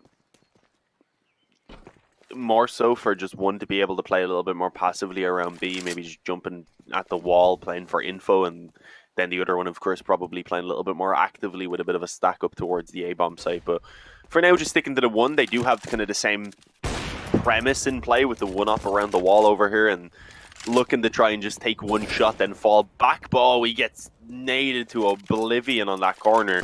Honestly, lucky to have survived, even taking, I believe, an AK bullet to the body there as he was fading away. So not a good position for JL right now. He's going to need one flat throw to go big if that beat commitment was to come in. But for now, at least, even with the smokes coming in, NAVI Junior are not committing with it. But they are still all grouped up on Banana. And for the moment, no rotations have begun for Sselectah because, understandably so, they're not sure if it is the commitment yet.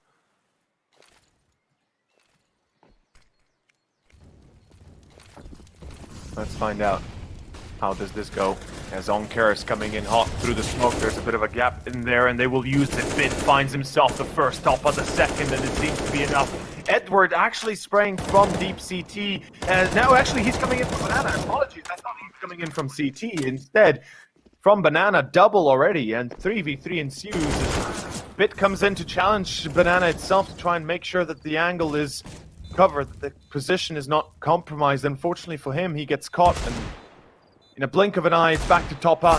A 1-on-3 that he almost pulls off. Unfortunately, comes up short against Tappa.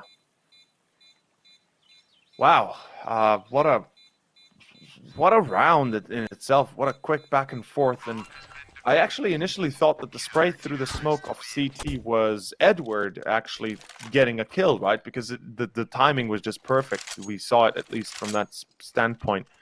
But coming in from Banana was even better because they clear out a vital point of approach for NAVI Junior, or at least vital after-plant approach for NAVI Junior, that then they get basically sandwiched into sight if they fail to hold it. yeah, giving themselves the extra angle of attack, the extra angle of the retake, definitely helping out. And now, NAVI Junior, again, they have that same position where they could break the economy of Sselectah by bouncing back with the 1 round, but this time they don't have any extra economy to support it, to back it up. So if they were to lose this one, they themselves would also be looking at that eco. But look at how much damage has been done. One flat throw gets spammed down on the shoulder, and JL with the up also. I think it was the other way around, actually. I think it was one flat throw who was jumping back onto the bomb site, and then JL in the spawn. But either way, both players took so much damage, and even with that, JL has the balls to still go for a peek. Respect, man. Respect that he does that. And again, tiny bit lucky there that the spray doesn't catch him fully. He only loses, what, another 20 HP, give or take. But as you said, flat throw. Yeah, not even, I don't think. I think he lost like 9 getting hit through the corner of the wall. Yeah, yeah. It's possible. I actually didn't catch how much. Yeah, it's possible it's even less. Well, JL, it doesn't matter to him, I guess. Less or more, he is still getting those frags. Edward, bit crazy to push it through the smoke, but flat throw being boosted already gives him a nice little advantage to work with. Gaspadarov, what do you do? Well, the answer is not much. Not much you can do. There we go, Sselectah. They're pulling it home, man. They are doing this, and not only that, they've actually put NAVI Junior in the worst possible economical position. This has to be an eco for the juniors. They don't have a choice in that matter. I mean, sure, they could force, but then they put themselves literally on the edge of a cliff, and we all know how quickly that can go wrong. Sselectah. The only thing they're required to do in this round is not fail in giving one-on-one challenges to the pistols that have been bought up. Oh, that just sucks. Yeah, I mean, NAVI Junior helping them out a little bit with some team knives. Playing too much face it? Wink, wink. Maybe. Forgetting about the team damage. But yeah, I mean, Sselectah, they should be on 14 here, let's be real. And at that point, with how competitive they've been keeping even the rounds they're losing, I would feel like they definitely would be looking good to try and finish this one off. But we'll see. Edward, as we said, he loves taking those wide angles. He's usually in a very committed position, and it's good. It's good to know that he's a man who commits himself. I'm sure the ladies will love that. But in some cases in CS, at least at those angles when you're against weaker weapons, it's not too ideal because you're just forced to stick around and take the fight. Like if he had a stead and archer instead of shifting forward, he could have gotten those 2 kills and then fell back and allowed, of course, a crossfire to be had here with Raven, and then having himself an arch alongside already a rotation coming in. So I guess he wasn't too worried about going down, but you want to be careful. You want to try and take those rounds as flawlessly as possible. Exactly, and you did point out well that he had a crossfire set, yet didn't choose to play it, and it's just weird. And oh, JL, I think he caught a glimpse of Gaspadarov a little bit more than anything else. He had the angle to work with, and now on care, picking up the task of bopping. This tag onto JL. Oh, a collateral wallbang. JL, what is this madness? My God, bit down to 34, on care to 58.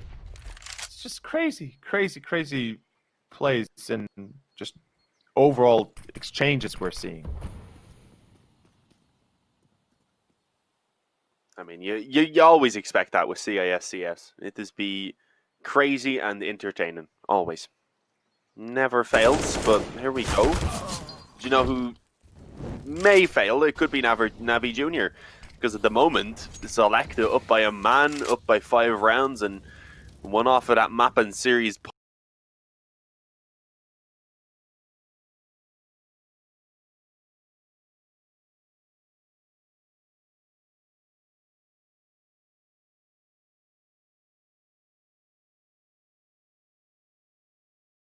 Point position, which could put NAVI Junior on the brink of elimination. Going forward, they need quick entries, and oh, they're not getting them at the moment. Kappa right away for one headshot, one flat throw, and Edward going to take a piece each as well. And with that, indeed confirming, as I said, map and series point. 6 attempts for them to close it out as well. NAVI Junior, they need a fantastic comeback right now, and although we've already seen them come back from what was a very dire position early on, up to what at least is a more competitive game, I don't know of and believe in that they can get these 6 rounds. To be fair, if they get the first there with the much weaker investment, this is probably the toughest of all 6 for sure. But it feels inevitable that Sselectah, with how they're playing, would be able to get that one more. But we'll see. NAVI Junior, 1 Galil, a UMP, a Mach 10, and a couple of Deagles. That's what they have. It's really looking weak, isn't it? And as you said, comebacks wouldn't be impossible, but they are improbable in this case, or at least is improbable. And we're about to find out Edward again. Does he wide swing the angle? He certainly looks like he wants to take that fight head on. Oh, they missed Raven. Raven blinded a little bit, but he's given a chance as the smoke, or excuse me, the flash fades. And Edward finds himself a third through long. It's going to be a wraparound. Bit and Gaspadarov. They find 2. That's a good start. Now if they can isolate none other... Platra, well, I say isolate. That's a bit harder to do than to say. And well, unfortunately, Sselectah will do as they say. And they will secure themselves the 3rd and final map and the victory in this best of 3, eliminating NAVI Junior from the tournament. I expected, I think you as well. I mean, we kind of said it at the start that we would expect NAVI Juniors to be at an advantage here, though. This is, oh my indeed. Yeah, I don't know. Not what we had, I guess, predicted before coming into this series. We had said if it got to a map 3 that we were going to be worried that it was going to be maybe a quick one for NAVI Junior, but it went the other way. NAVI Junior struggled throughout, and Edward and his boys were able to come out on top in this situation. And as we said, with that, NAVI Junior have been eliminated, going 0-3 in the Swiss stage, which I'm sure is not exactly what they would have been hoping for coming into this. To be fair, losing out to some pretty good teams, but still, it is a disappointing result for them to have in the end. It really is. And well, congratulations to Sselectah. They'll have a chance to keep themselves going in this tournament. The Swiss stage now has to be perfect for them, obviously having to win the rest of the 2 best of 3s they have remaining without, you know, maybe, 3 maps, sure, but they have to win them if they want to go into the playoffs. In any case, that's it for this best of 3. We have to quickly go into a short break, and we'll be back with Gamer Legion versus Level Up next. The Serbian squad having to face off the fresh roster of GL. We'll find out how that goes in a moment. Initialize booting. These are your targets. You must find, capture and contain them until extraction vehicle arrives. Witnesses are irrelevant. Leave them unharmed if you can. End of a transmission.